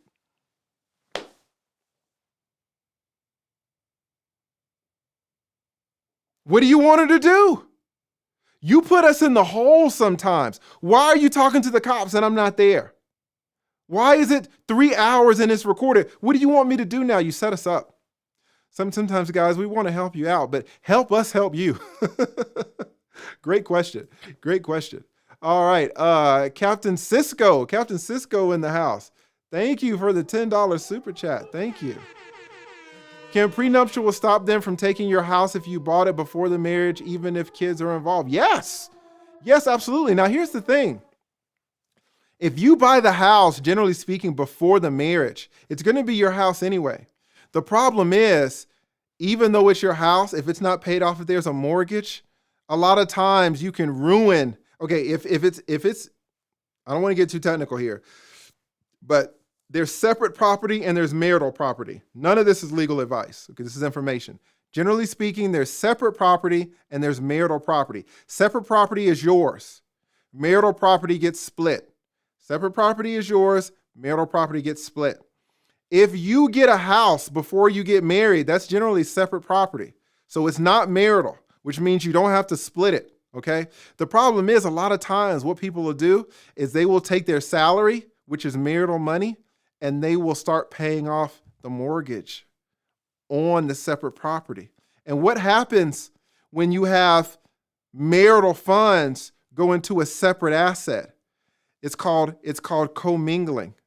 And now guess what happens? You took a separate asset and you commingled it, and now it's all marital. A prenup will say, hey, I have this house and it's always going to be mine. No matter what happens, no matter what marital money is used, it's always going to be mine. Always going to be mine. So yes, and it doesn't matter if there are kids involved. This is a great point. Great question, Captain Cisco. Thank you for asking it. Thank you for the super chat as well, but thank you for asking it. Separate property, this is the important part is this. Separate property can be converted into marital property. Separate property that the judge would have given you, you can do things to ruin the separate classification, and now it's marital. Right? Or it could be that when you bought the house, it was worth $100,000, but now when you get married, it's worth $300,000, so there's $200,000 in equity. The judge can say, hey, if there's no agreement, the house, the $100,000 in the house, that's yours, but the $200,000 now is marital. So you got to split up the $200,000 in equity. You could have put in the prenup that any equity would still be yours. Prenups are super flexible. And they're awesome. They're just awesome instruments, awesome vehicles for asset protection for men and women. So great question, Captain Cisco. Great question. What else we got? We got Nikita B. Nikita B, thank you. Thank you for the super chat, Nikita B. What does she say? Can protection order change prenup agreements? If a woman is really in it for love, she will sign a prenup with no problem. Yes. A protection order cannot change a prenup. No. So if, let's say you're a woman and you sign a prenup and 2 years later, the husband abuses you physically, emotionally, whatever, verbally, that has no influence on the prenup. Now, maybe your husband will go to jail or something like that, but that, this thing, it works. And nothing. The domestic issues are totally apart from it. They're not together. They're apart. Great question. Great question, Nikita B. Thank you for the super chat as well. But great question. What else we got? What else we got here? Another one. Another super chat. Thank you. Thank you. I am. Woo. Oh, man. You got. Oh, Em. I'm sorry. I am. Em. Thank you, Em. Thank you for the super chat. I appreciate it. What is NG? NY, New York, PG Parker. Po folks don't have $2,000. Well, listen.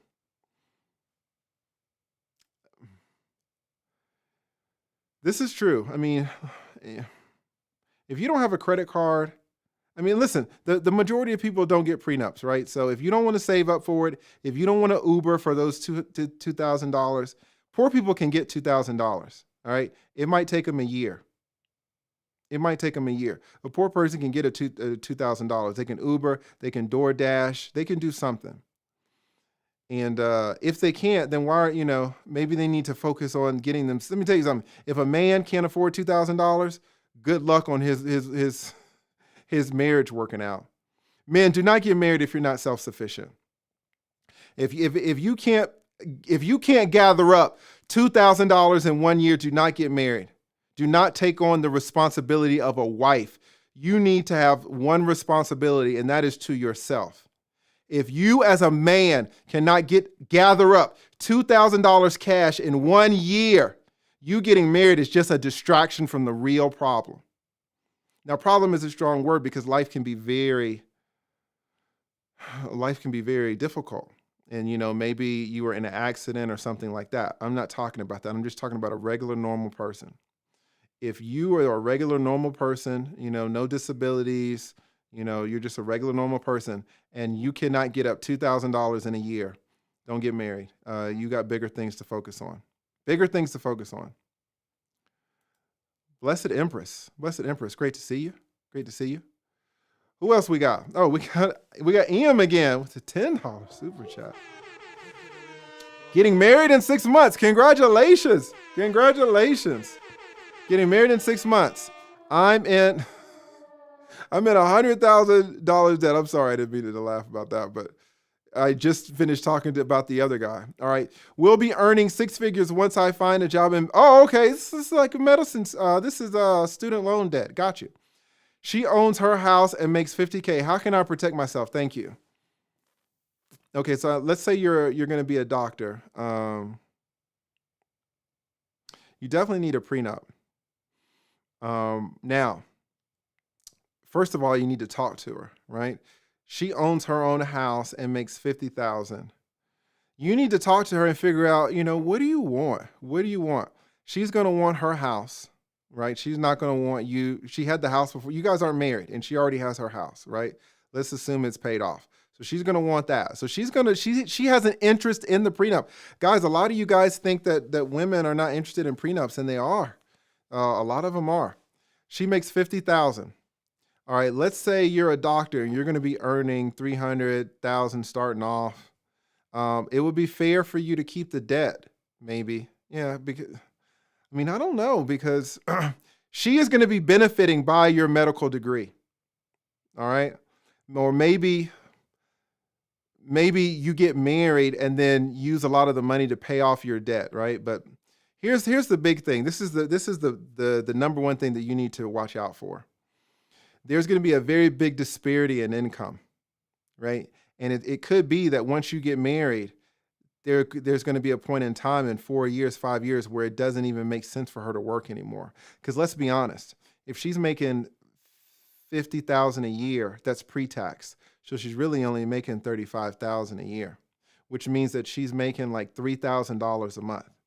If you're making $500,000, what does her $3,000 do? Her $3,000 it doesn't do anything for the household, right? It gives her some spending money, but she's got your money. She doesn't need her own spending money, right? Because if you're making $500,000 a year, she's got spending. And this is very important. This is very important. This is what I brought up in the last video.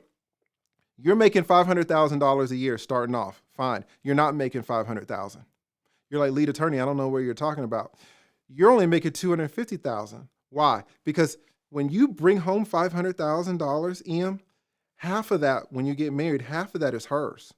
So you are working a full-time job, but you're only getting half paid because the other half is her money, right?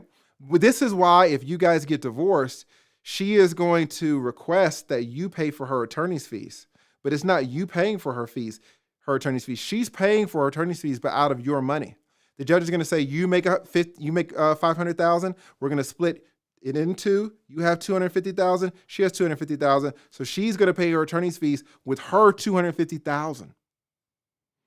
So you're not working just for you. You're working for y'all. You're working for the both of you, right? So there's no reason for her to make $3,000 to work every day, 9 to 5, to be with the stress, to get $3,000 when really you're going to have $500,000. So you're going to have to worry about alimony. Alimony is going to be huge for you. You need a prenup just based on that alone. Based on that alone. Now, the prenup is definitely going to be an issue. The debt, I don't know. It's fair for you to pay off your debt, but you're paying it off with a lot of your resources. She's not going to be able to pay off $100,000 in debt or any portion of that with her $3,000 a month salary, right? And to be honest with you, she's probably going to quit in 2-3 years anyway, because it doesn't make sense for her to work. In 7 years, you could be making, $2, $3, $4 million. Why, So alimony is the biggest thing for you, but alimony will wreck you. And it could be that, if you guys did get divorced in 10 years, you could be paying alimony for her for life because she will have stopped working. She's out of the workforce, so she can't get a new job. She doesn't have a lot of skills now, assuming that, she's not 23. So you need a prenup just for the alimony alone. And then once you get a prenup for the alimony, you guys can sit down and say, hey, what do you want to do about the house? What do you want to do about the debt? You guys need to have a conversation about this. But alimony, for that one reason, if you could pay $3,000 and not pay her $3 million over alimony, even if the prenup just addresses the one thing, alimony, is definitely worth it. So this is a great question, and go ahead and knock it out. You're 6 months in, so that's good. Even if you present it to her in 30 days, that's good. Have the conversation with her. You get an attorney. Get her to get her own attorney. Maybe you pay $3,000 and she pays, $1,500 for the attorney, for her attorney to review it. So you spend, maximum $4,500 overall. That $4,500 is going to save you hundreds of thousands of dollars in alimony. So great question, but you definitely need one. You definitely need one. Who else we got? Ultraman, great to see you again, Ultraman. Great to see you with the $10 super chat. Thank you. If it's evident there are huge flaws in family divorce law, what would it take to actually change these outdated laws? Listen, guys, they're changing. Okay, they are changing, but it's slow. Let me tell you what it's going to take. It's just going to take time. There has been, and man, we are all excited about this. We are all excited about this. There has been a proposal in Georgia for courts to start out, for judges to start out at 50-50 custody. 50-50 custody.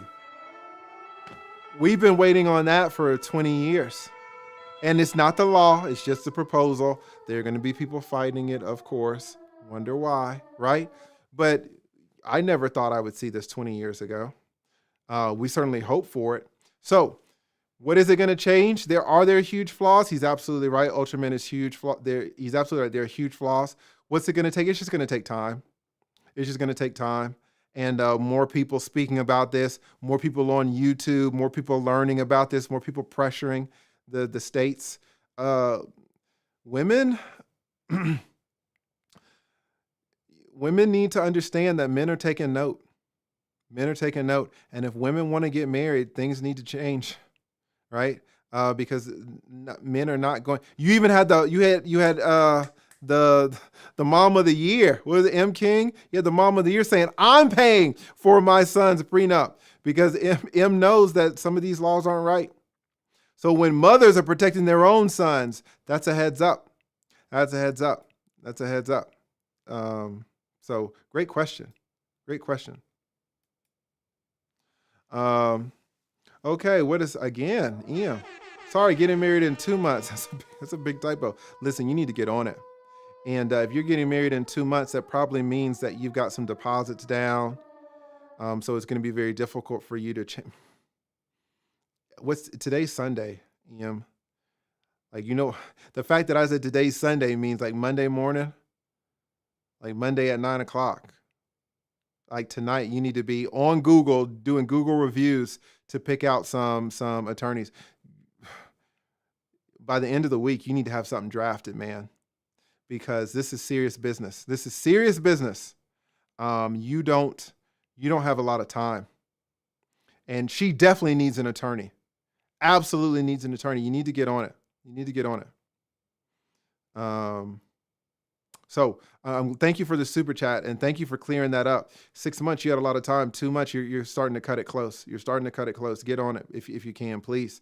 It's going to save you so much money. Okay. But peep this. He thinks like KS. Do I think like KS? What do you guys think? Do I think like KS? I don't know. What do you guys think? Let's get the likes up. Thank you so much, Gail. I hope you got your wrench back. I think I tried to do it. Okay.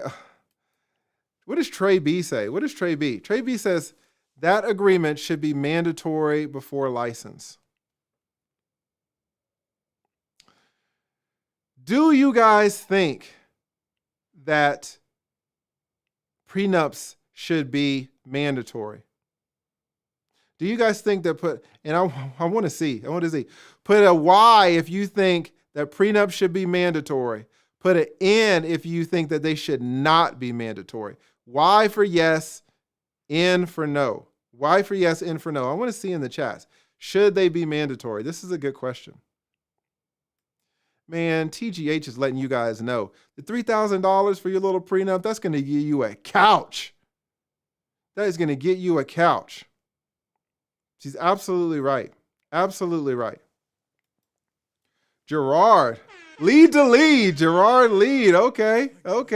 Thank you for the super chat, Mr. Lead. Lead to lead. I like that. What if she says she can't afford to hire her own attorney? How does that affect things? Do you hire the attorney if she says she can't afford it? Yes. Yes. You pay the $1,500. You absolutely do. That's a great question too, and it's going to hurt a little bit, man. It's going to be like, God, you know. But listen, why are you guys even getting married if $1,500 is a deal breaker? If $1,500 is a deal breaker, you just can't afford to get married. You can't do it. So, and I know this is not you. I'm just saying people in general, because somebody asked me another question like, what if someone can't afford $2,000? If you can't save up $2,000 in a year, you cannot afford to get married, period. Right? So if you can't, if a man cannot afford the extra $1,500 that he has to put on a credit card or this or that, I know it, you feel that pain. It hurts a little bit, but it's just a necessary expense. It's a necessary expense. Great question. And thank you for the super chat. Lead to lead, Gerard. I like that. Oh, we got Tortuga back in the house with a $20 super chat. Jeez. Thank you. What does he say? Or she? Are you a woman? I can't tell. I don't have my glasses on. This information continues to spur many conversations in my family.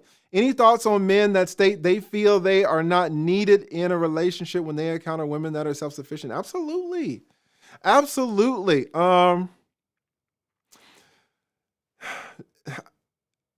Do I sound like Kevin Samuels because I bring him up? I bring him up because I think his channel is showing people a side of relationships that has not been talked about. It has not been talked about. But this is what I see. Let me tell you what I see down here in Atlanta. I'm not sure where you are, Tortuga, but in Atlanta, there are a lot of black women out here and they are doing it. It's nothing for me to pull a black woman in the mall and she's making, $117,000 a year. It's nothing that she's making $135,000 a year. I can pick them. They're everywhere. So let me ask you this. Not asking you this, but let me just tell you how I feel about it. I meet a woman and she's making, let's just say me. I meet a woman and she's making $135,000 a year. And she already has 2 kids. Let's say she's 36. Let's say I'm making $40,000 a year. She doesn't need me.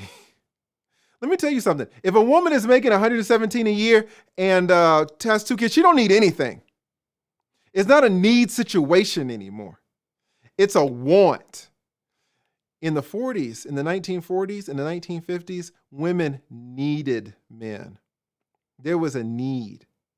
If you had a kid out of wedlock, or you had a kid in the 1940s, in the 1950s, and you got divorced, I mean, you would a literal cardboard box on the street is where you could find yourself at, right? Relationships were much different back then. I don't think people realize how poor people were in the 40s and 50s. You can't imagine it. 2021, man, this woman making 117 and 2 kids. What the hell she need a man for? She don't need anybody. She's already got her kids. She's already got 117. What does she need? That's my thought on it. She's absolutely self-sufficient. So now, but your question goes further. Okay. How do men feel if they're not needed? I think when a man is not needed, I think it creates a dynamic in the relationship. I think that there's not, there better be a real emotional connection, because that's all these two people have. There's not a codependency, right? It's just pure emotion. There's no finance in it. If he leaves her, she leaves him, no problem. It can happen just like that in a second. The woman can say, I'm through with your ish. The man can say, I'm through with your ish, and they're gone. There's not that glue that held couples together in the 60s where it's kind of like, man, I want to leave because we're on a down slope, but maybe we're financially dependent, so I stick it through. But guess what? Now that I've stuck it through, we're on the upslope again. So the financial interdependence kind of helped our relationship out because it kept us together when we were on a down time. But now time has increased, and now we're on the uptide. All relationships are like this, guys, right? So now that we're up again, thank goodness we had that financial interdependence, that financial codependence. But if she's making 117 and I'm making 110,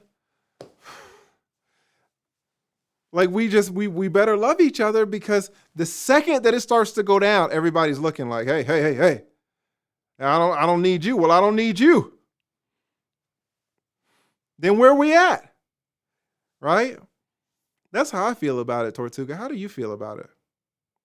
Tortuga, you know what I'm going to do? Man, I'm scared to do it right now. But I just did last stream, or the second to last stream, I started experimenting with a call-in thing. And I had my man, Esteban, the great Esteban Ferreira. I had him call in. And I would love to have you, I would love to send the link out so you can call in, because I want to hear women's. If you're making 95 a year and you got a kid, what do you need a man for? I mean, am I wrong? Go down to Buckhead, go down to Lenox Mall and start pulling these women, and they're all making 85. They're making 117. They're making, 135 as a director of HR.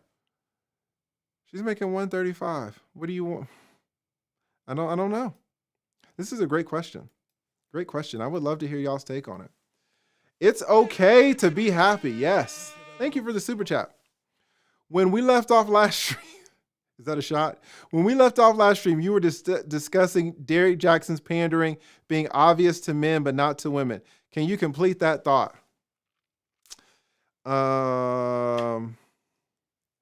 Yes, I can.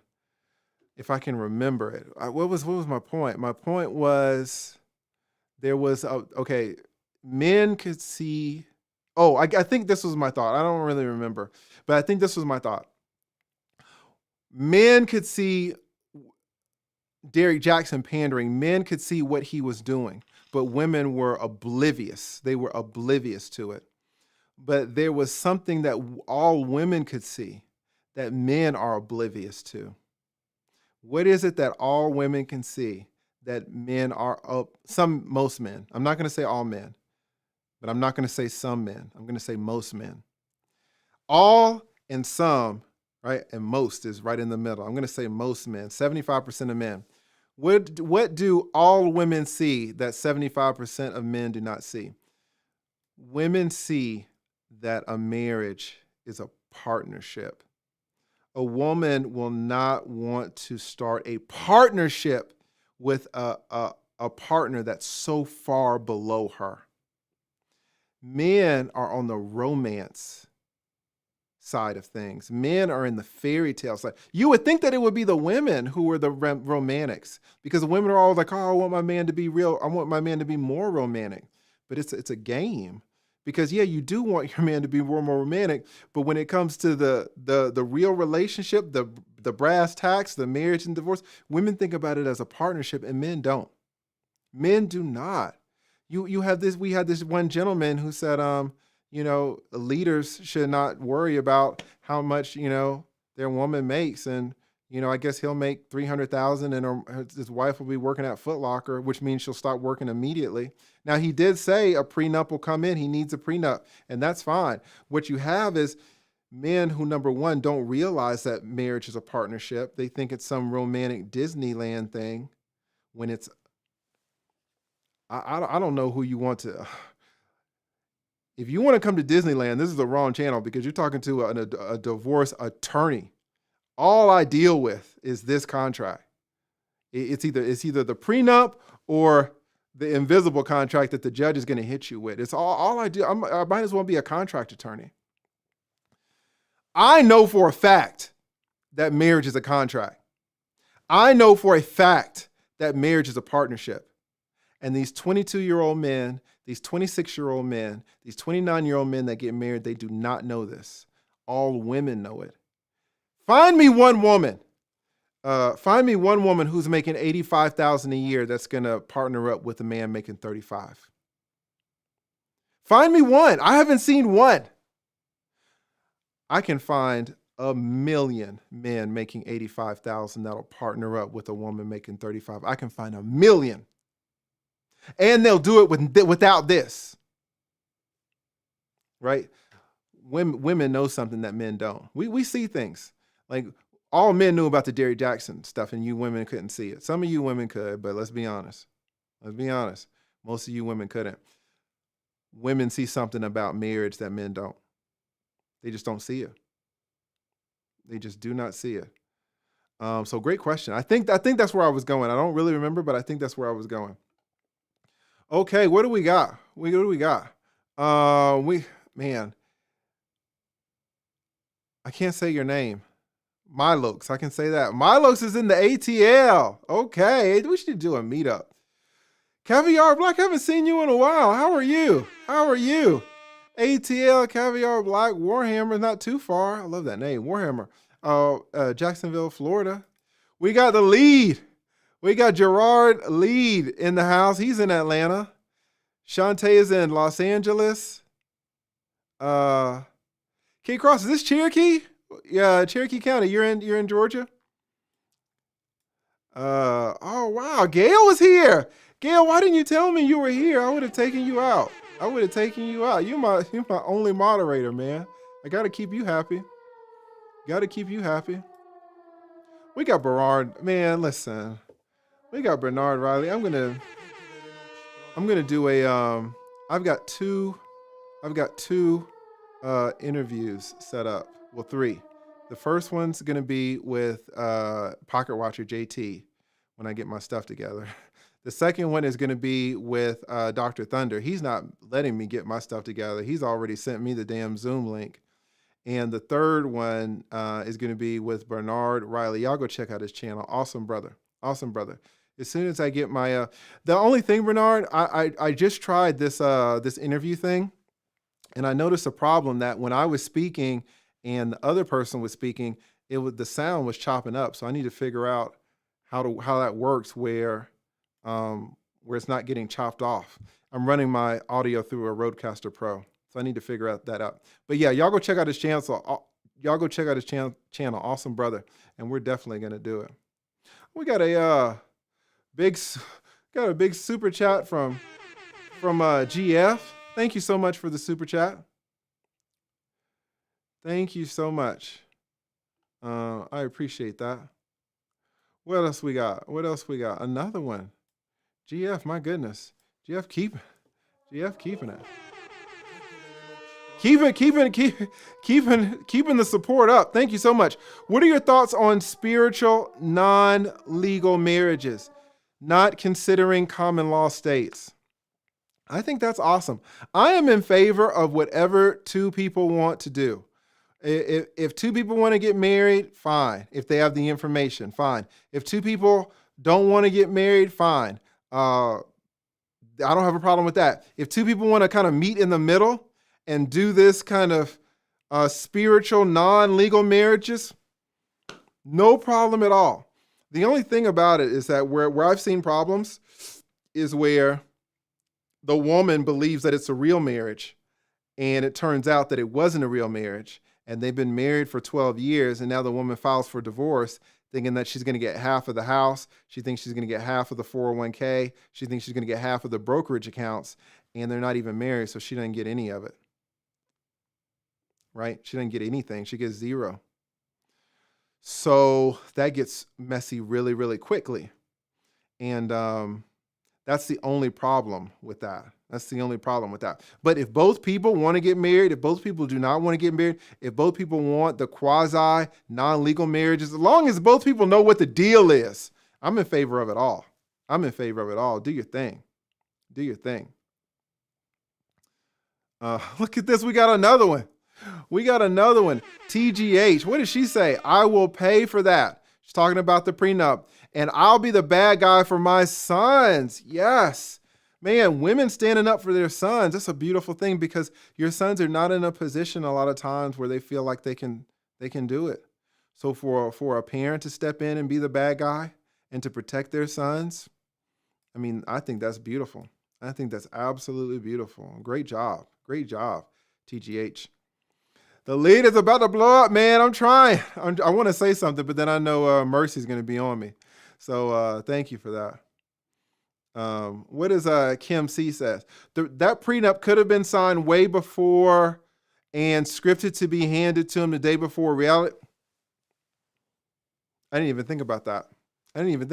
You're exactly right. It could be one of those things where, like on the award shows, where the person stands up to get their award, but really they were already mailed the award, or that's not the real award. They're going to be mailed the award in 3 weeks.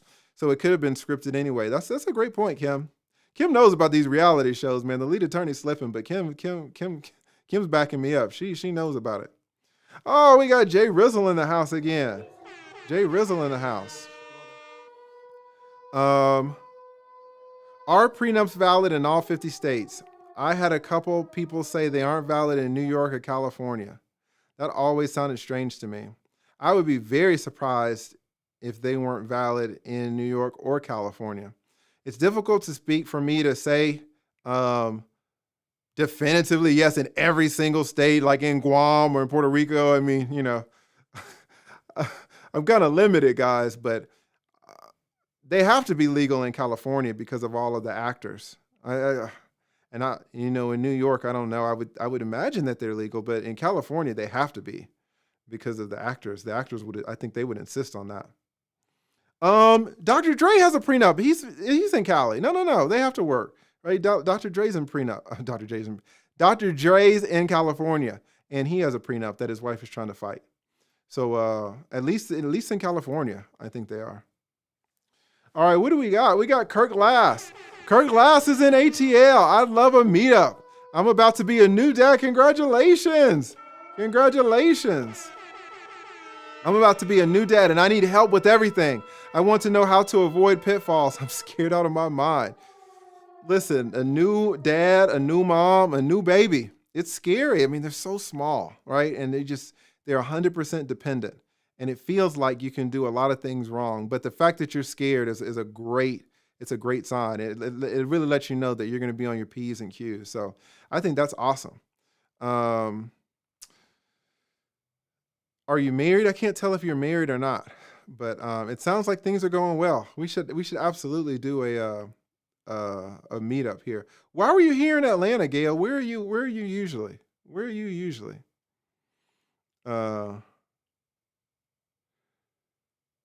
We got the young one. We got the young one in here. DeAndre said you are practical like KS. Oh, okay. What did I say? I said, I asked you guys to do a yes or a no, and I forgot the damn question. Was it that am I like KS, or was it something about prenups? Anyway, Empress, let me see can somebody remind me what the damn question was? I'm sorry about that, guys. Whatever. Oh, we got another Jamie. We got another Jamie in the. We got a Kim. We got a Derek. We got a Excalibur. We got a lot of people up in here. We got a Moon. Sophia in the house. Oh, should they be mandatory? Thank you, Sophia. Thank you. Thank you. All right. Okay, so let's go back. Empress says no, they should not be mandatory. Jamie says yes. Kim says no. Derek says yes. Kirk says yes. WG says yes. Excalibur says yes. As I can't say your name. Bizantio says yes. Fireman says yes. Moon says yes. Warhammer says, listen, apparently it's yes, guys. Apparently it's yes. Who said no? Only 2 people said no. Empress and Kim said no. Everybody else Moon said no. Max, yes. DeAndre, yes. Sophia said no. Sophia's like, no. Oh, but Empress is trying to meet you guys in the middle. What did she say? I think marriage license should expire and should have to be renewed every 10 years. A lot of people put this forth, and this has some logic to it. Tortuga says yes, they should be mandatory. EM says yes. A surprise, a lot of people are saying yeah, they should be mandatory. Gail says yes. Ine says yes. J Riz, all these yeses. You guys are super into the Tracy. King of Spades is like, hell yeah. How many wives do you want? Yes. Yes. It's almost everybody says they should be mandatory. That's interesting. We got Jan again with Super Chat. Thank you so much. In separate property states like Texas, if you keep that property separate, aren't prenups sort of built into the law already? Do you really need one? Yeah, here's the thing about this though, Jan. You're right that once you have separate property, it's separate, right? So in theory, you don't need a prenup because it's separate. The problem is a lot of times, and I don't want to speak directly on Texas, but in a lot of times, really in the vast majority of states, you can lose whatever property, let's say this house, if you do certain things, this house that's separate, that has a separate classification, it can lose its separate classification and become marital. It can lose it. Now, I know you guys in Texas, man, y'all have that oil money out there. A lot of guys are like, and y'all's alimony laws. I just had a consultation with a man. No, it was a woman out there in Texas, and we were talking about the alimony laws in Texas. Man, alimony laws in Texas are strict. Like a woman is not coming up on alimony in Texas. It's y'all. The oil men out there want to protect their stuff, so it could very well be that it's impossible to convert a separate asset to a marital asset, although I doubt it. I really do. There are probably things that you can do to turn something that's separate, that was yours 100%. You can probably do things to mess that up, to mess the separate classification up, and to now get it into a marital classification. Having said that, the oil men out there, man, they do not want women getting a hand on their assets. So that's a good point. I would have to I'll have to look at that, but that's a great point. And let me give a quick shout out. We got Kimberly Cashwell with the super chat. Also, let me shout out to let me have a special shout out to Shayla. Shayla's like behind the scenes. She don't ever want to come on, and always sending me cash apps, man. Always supporting the lead attorney's addiction. I really appreciate that, Shayla. Where are you located? So yes, thank you to Shayla, and thank you to Kimberly. Really appreciate the Cash App, guys. Almost all of you guys are saying that prenups should be. We got Avianca. Guys, let me tell you what I think about it.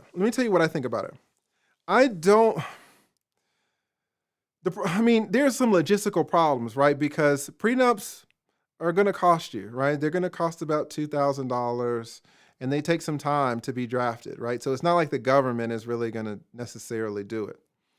And there are people who get married and they get divorced and they never really needed a prenup. It can be that if you're making 50 grand, your wife's making 50 grand, you got 2 kids, 2 cars, you married 7 years, you divorced, you split everything down the line, a prenup wouldn't have changed anything, right? It could very well be the case. Here's the thing about if it was mandatory. Here's the thing, and this is what it would feed. This is what it would correct. It would correct a man's reluctance. We had 2 moms on here saying, "Listen, I'll be the bad guy." Why do the moms need to be the bad guy? Because the son is scared. You guys are scared to ask for a prenup. You're scared. That's the only reason you don't have one, because you're scared. But if you could point to mom and say, "Hey, man, I love my mom. I know I met you 4 years ago. I met my mom since the day I was born, okay? So if my mom's going to pay for it, we're getting it." Then it's off his shoulders. Or if you can say, "Hey, man, hey, I know we want to get married, but the state of California is saying we need a prenup. So, I would like to, I know we don't need one, but the state of California is saying that we have to have one, so we got to have one." That's the only thing it's correcting. It's correcting a man's nervous. You can call it a lot of things. You could call it nervousness. If you wanted to be aggressive about it, you could call it cowardice. If you wanted to be nice about it, you could call it reluctance. But it's having big government, or it's having your parents step in and force you to have a conversation that you're too scared to have yourself. Right? That's the only reason. If men were women are not scared to talk about a prenup. A woman will think about a prenup and be like, bam. Like the thought just came out, a prenup, bam, you're looking at the damn prenup. Women are not scared at all to talk about prenups to men. It's the men that are scared. Why are the men scared? Because they're in this Disneyland. They're in this romantic type of deal where it's like, "Oh, well, what about a prenup? What is she going to say?" And, women see things for how they are. This is what I was saying about the Kevin Samuels thing. I think all men could see what women couldn't see about this man. Every single man on earth could see immediately what Kevin Samuel was doing. Most women couldn't see it. Similarly, women can see when they need a prenup, and they have no hesitation for asking for it. And men don't want to see it. They don't want to see it. They don't want to act on it. So if the state of Texas, the state of New York, the state of California, the state of Florida says, "Hey, you need to get a prenup," a guy can do this, right? Or mom and dad say, "Hey, the prenup's already been paid for. You just need to show up to the attorney." The guy can do this. "Well, my parents already paid for it. We can't lose the money." If you prepay the prenup, your son can point to you and say it's the parents. They've already paid the money and they can't get it back. Now what's the woman supposed to do?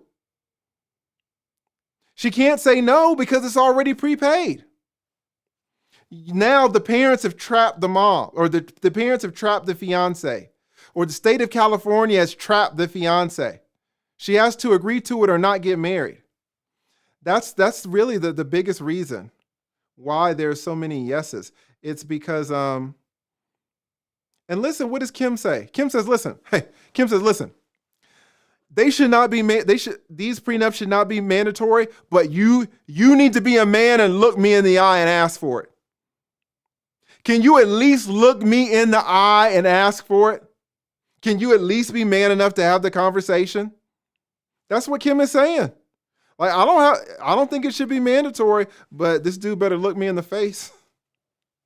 He better sit me on the couch and look me in the face and be man enough to ask for it. That's what I think. All right, who else we got? We got Matthew Gaines. Matthew Gaines in the house. Thank you so much. Who else we got? What do you guys think? What does Sophia say? Miss Sophia, she says, "My ex's family told him to not get a bank account with me, not let me see the paychecks. I stayed silently smiling because I have more money and didn't get nor wanted alimony was all over checkmate. Yes, this is what people don't realize now. Well, women are realizing it, and women are coming up. More and more women are coming asking about these things. And when I say asking about it, they're asking like, hey, how long is it going to take? Let's do it. And men, when men have stuff to lose, they're like, oh, I don't know how I'm going to ask for it. Right. Um, so yeah, that's what I think. That's what I think. what, is, what does Captain say? Lennox Ball got a bunch of security. They need it. They need it. Somebody's always getting shot down at Lennox Ball, man. Somebody's always getting shot there. We got another one. It's okay to be happy. Thank you so much. It's okay to be happy. Thank you. What did she say? Before you made the point about Derrick Jackson's pandering to women, you mentioned some of the red pill guys were doing something similar towards men. Oh, maybe that's what it was. Maybe that's what it was. You guys know more about it than me. Right when I said it, it flashed, but then it's gone. What was the point that I was making? Oh, maybe it was, I don't remember. I will say this, though, about the red pill community. And I'm not sure if I'm in it or not. I'm not, I'm new, guys, so I'm not sure where I fit in. I've only got like 30 videos. I will say this, though. It has come out that some of these men in the red pill community, some of these same men that are telling men, other men, younger men, never to get married. Don't trust a woman. Women are so bad. Under no circumstances should you cohabitate with a woman. All these rules. Some of these same men are married. Some of these same men are married themselves. Right? Men want to look at the hypocrisy of Derrick Jackson saying, all men don't cheat, and then he's cheating. Black men don't cheat, and then he's cheating himself. And then you have a man, and I'm not sure this is not, right? I'm not in the red pill community like that. I don't know the history. I'm just kidding. My channel was just monetized in January, guys. All right? So it could be that I don't know what I'm talking about. But I'll say this, word on the street is that some of these men who are telling other men not to get married, they're married themselves. Now, is there information that some of these men who are married can tell other men that might be helpful? Absolutely. Absolutely. But it seems hypocritical to me to be a black man and say, black men don't cheat when you're cheating. And it seems hypocritical to me to say, don't get married under any circumstances and you're married. Right? And I'm not sure a lot of the younger men are able to see this because some of the things that they do say are accurate. Right? Guys, there was this documentary I saw 1,000 years ago, and it was about these Africans, these group like 5 or 6 Africans, right? And they took these Africans and they brought them to New York, and they clothed them and everything. But I'm talking about African. I'm not talking about like Johannesburg Africans. I'm talking about Africans from like the jungle. Like that had never seen anything. They didn't even see, I don't even know white people, like deep, right? Not just regular Africans, not Nigeria. And no, these people are as modern as us. I'm talking about people who lived in a forest. And they took these forest people, like 6 of them, and put them on a plane. They were shocked as hell. They didn't know these people did not know what was going on. And they took them to New York. These people, they didn't know anything. They didn't even know what a television was, right? But here's the point. They said, listen, are you hungry?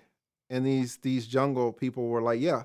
And so they put food in a microwave and they took the food out and it was hot. And the jungle people were freaking out because there's no fire, there's no flame in a microwave. So these people are like, I don't know what the hell's going on but now they're seeing what's possible. Here's the thing. They turn on the television and Superman is on, but Superman, of course, is flying. Now, and I know that people don't fly, but these jungle people who just saw food being taken out of a box, steaming hot with no fire in it, They're thinking white people can fly. What's the point? The point is, if you are ignorant of something, if you do not have knowledge, it can be that you won't know what's true and what's false. So you have to be really careful. Some of these 23-year-old men, they're getting some information from the community that's good information. But then they're also getting information like, no, don't get married, and you're married. So it's like, the problem is you don't know what to believe. Okay, I am supposed to believe that there's a box that can heat up food with no fire, but then I'm not supposed to believe that people can fly with capes. How do you distinguish the two? Right? That's the issue. You're talking to young, impressionable people, and there's no who's right and who's wrong. It's all this information, right? So, is that what I was talking about? Maybe that's what I was talking about. I'm not sure if I'm part of the red pill community or not. I don't really know much about it, but I've heard that some of those men who are telling other men not to get married are married. And I'm not sure that the men who are getting told this information really see what's truly going on. I'm worried about that. That's a great question. I hope that's what it is. Honestly, I talk so much. I can't. I think that's what it might have been. But thank you for at least prompting that, because I do feel that way too. All right, we got another super chat. Thank you so much, Kwabena. I hope I pronounced that right. Kwabena, thank you. Can a woman sue you in another state that has different marital and prenup laws from your state and come after your property in your home state? Okay, and this isn't legal advice, it's just information, but your divorce is going to occur in a state, in one state. And where your divorce occurs, those are the laws that are going to control. So if you get divorced in California, you're going to get California divorce laws. If you get divorced in Texas, you're going to get Texas divorce laws. Now, what's the rule? The rule is generally the person who initiates the divorce has to sue you in your county, in your state, generally. So if both of you live in California and then she moves to Missouri, let's say in 3 months, but she wants to sue you, she can't file the petition in Missouri now to sue you for divorce. She has to go in your county. Now, she can say, well, I don't know. There's a way to divorce people if you don't know where they are, right? And let's say you've been separated for 10 years and you don't know if they're dead or alive. You can divorce that person in your state, but it's not like you get any alimony. It's really even hard to get child support or any property that all you can get is really what's in your state. You can't get any other things. If you are getting sued for divorce, where they're asking for alimony, or they're asking for child support, or they're asking for property division, they have to sue you in your county. And those are the laws that are going to control, the divorce laws that are in your county, in your state. I hope that answered that correctly. So can a woman sue you in another state that has different divorce laws and prenup laws than your state? No, it has to be in your home state. It has to be in your home state. Similarly, if you move and you want to sue your wife, you have to sue her in her home state. That's how that works. That's how that works. Generally speaking, if you know where she's at and she knows where you're at. Wayne Randall. Great, and that was a great question. Thank you for the super chat, Wayne. Thank you. Who else we got? What does Sophia say? Trey B, that may be true, but lots of women have their own money. Times are changing. Man, I would love to have a crystal ball and see what marriages are going to look like in 30 years. I don't even know if marriages are going to be around, because just like what someone said, there's, women have their own money now. Like where's the need? Someone asked, do women, I think it was Mercy. If someone asked, do women need men anymore? A woman's making, 95 a year. She has 2 kids. What the hell does she need you for? Right? She doesn't want to get old alone, fine, but that's not a need. And so you see this reflected. You see it reflected. So in 30 years, Where are we going to be? Jan says, no, not mandatory for the prenups. Religious people have issues with it. Is their choice? Yes. I mean, she's right. She's right. I really think, I just think that men should man up. I hate to say that because I know men say that. Women use that against men. But there are times when a man needs to stand up and be a man. And you need to be able to have a hard conversation. Right? Now, if your parents are willing to stand up for you and you can hide behind them, then by all means do it. Because at the end of the day, having the prenup signed is more important than your pride. Right? Your pride can come and go. But if you don't have that prenup and you're like my homeboy, you're like who was it, Ian, or you're like somebody with the medical, you're going to be a doctor. You need that prenup. So put your pride aside, hide behind your parents, and get the damn thing signed. Right? However, if your parents are not willing to be the bad guys for you, and even if they are, hopefully the person that you're going to be married to, you have a close enough relationship where you can have a hard conversation. Because let me tell you something about marriages that you might not know. Marriages have hard conversations in them. And if you are starting off your marriage incapable of having a hard conversation, that is a sign. That is the biggest sign you are ever going to get that you should not be getting married at this time. Maybe next week, maybe in a month where you've had time to reflect, but not now. If you cannot talk to your spouse about a prenup, and women do not have a problem with this. This is the thing, guys. Let a woman even think about the word prenup and it's already in your hand. A guy will think about a damn prenup for months and he'll be at the wedding just like, well, I hope it all goes well, because he's scared. So yeah, this is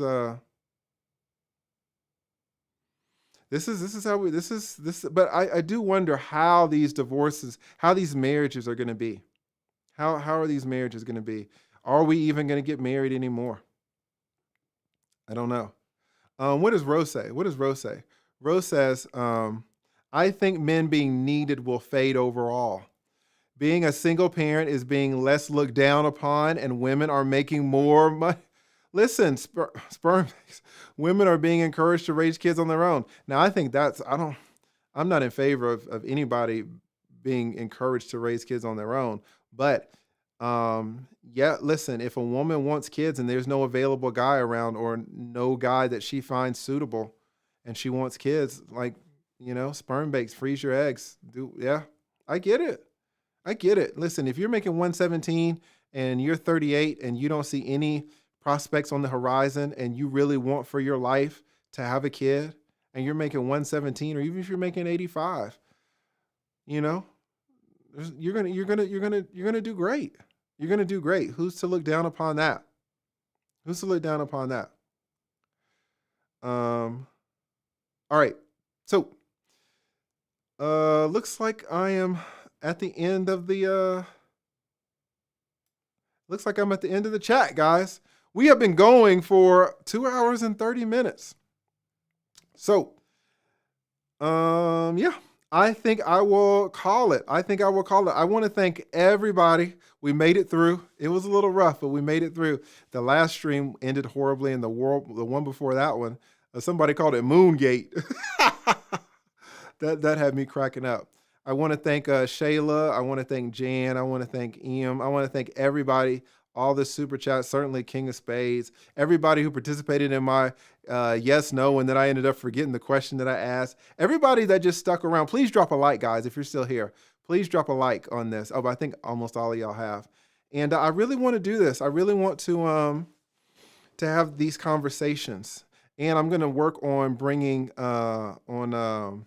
I'm going to work on having it to where people can call in. I did it one time, but I didn't like the way the audio sounded. But I'm gonna get more and more into it. So yeah, that's kind of what I want. Oh, we got JD. I'm trying, man. JD. We got TJZ. Great to see you again. Thank you so much for the super chat. It's just like a business. You have the business plan and ask the hard questions in the beginning. Not when you're in the trenches. Like TJZ knows exactly what it is. He knows exactly what it is. This is just a business plan, guys. This is just a partnership agreement. Why are you in the middle of running a business and then you look up and you're like, what's the plan? Right? It shouldn't be that way. It shouldn't be that way.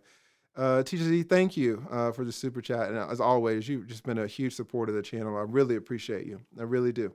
So John Doe, I always wonder how you got that. How was that name not taken when you got it? I never understand how you were able to get that name, John Doe. Thank you so much for the super chat. All right, no more super chats, guys. No more super chats. I think I'm going to shut it down. But again, thank you so much, Gail. Thank you to everybody. Thank you to everybody. I really appreciate it. And I'm going to keep doing these, and I'm going to get better.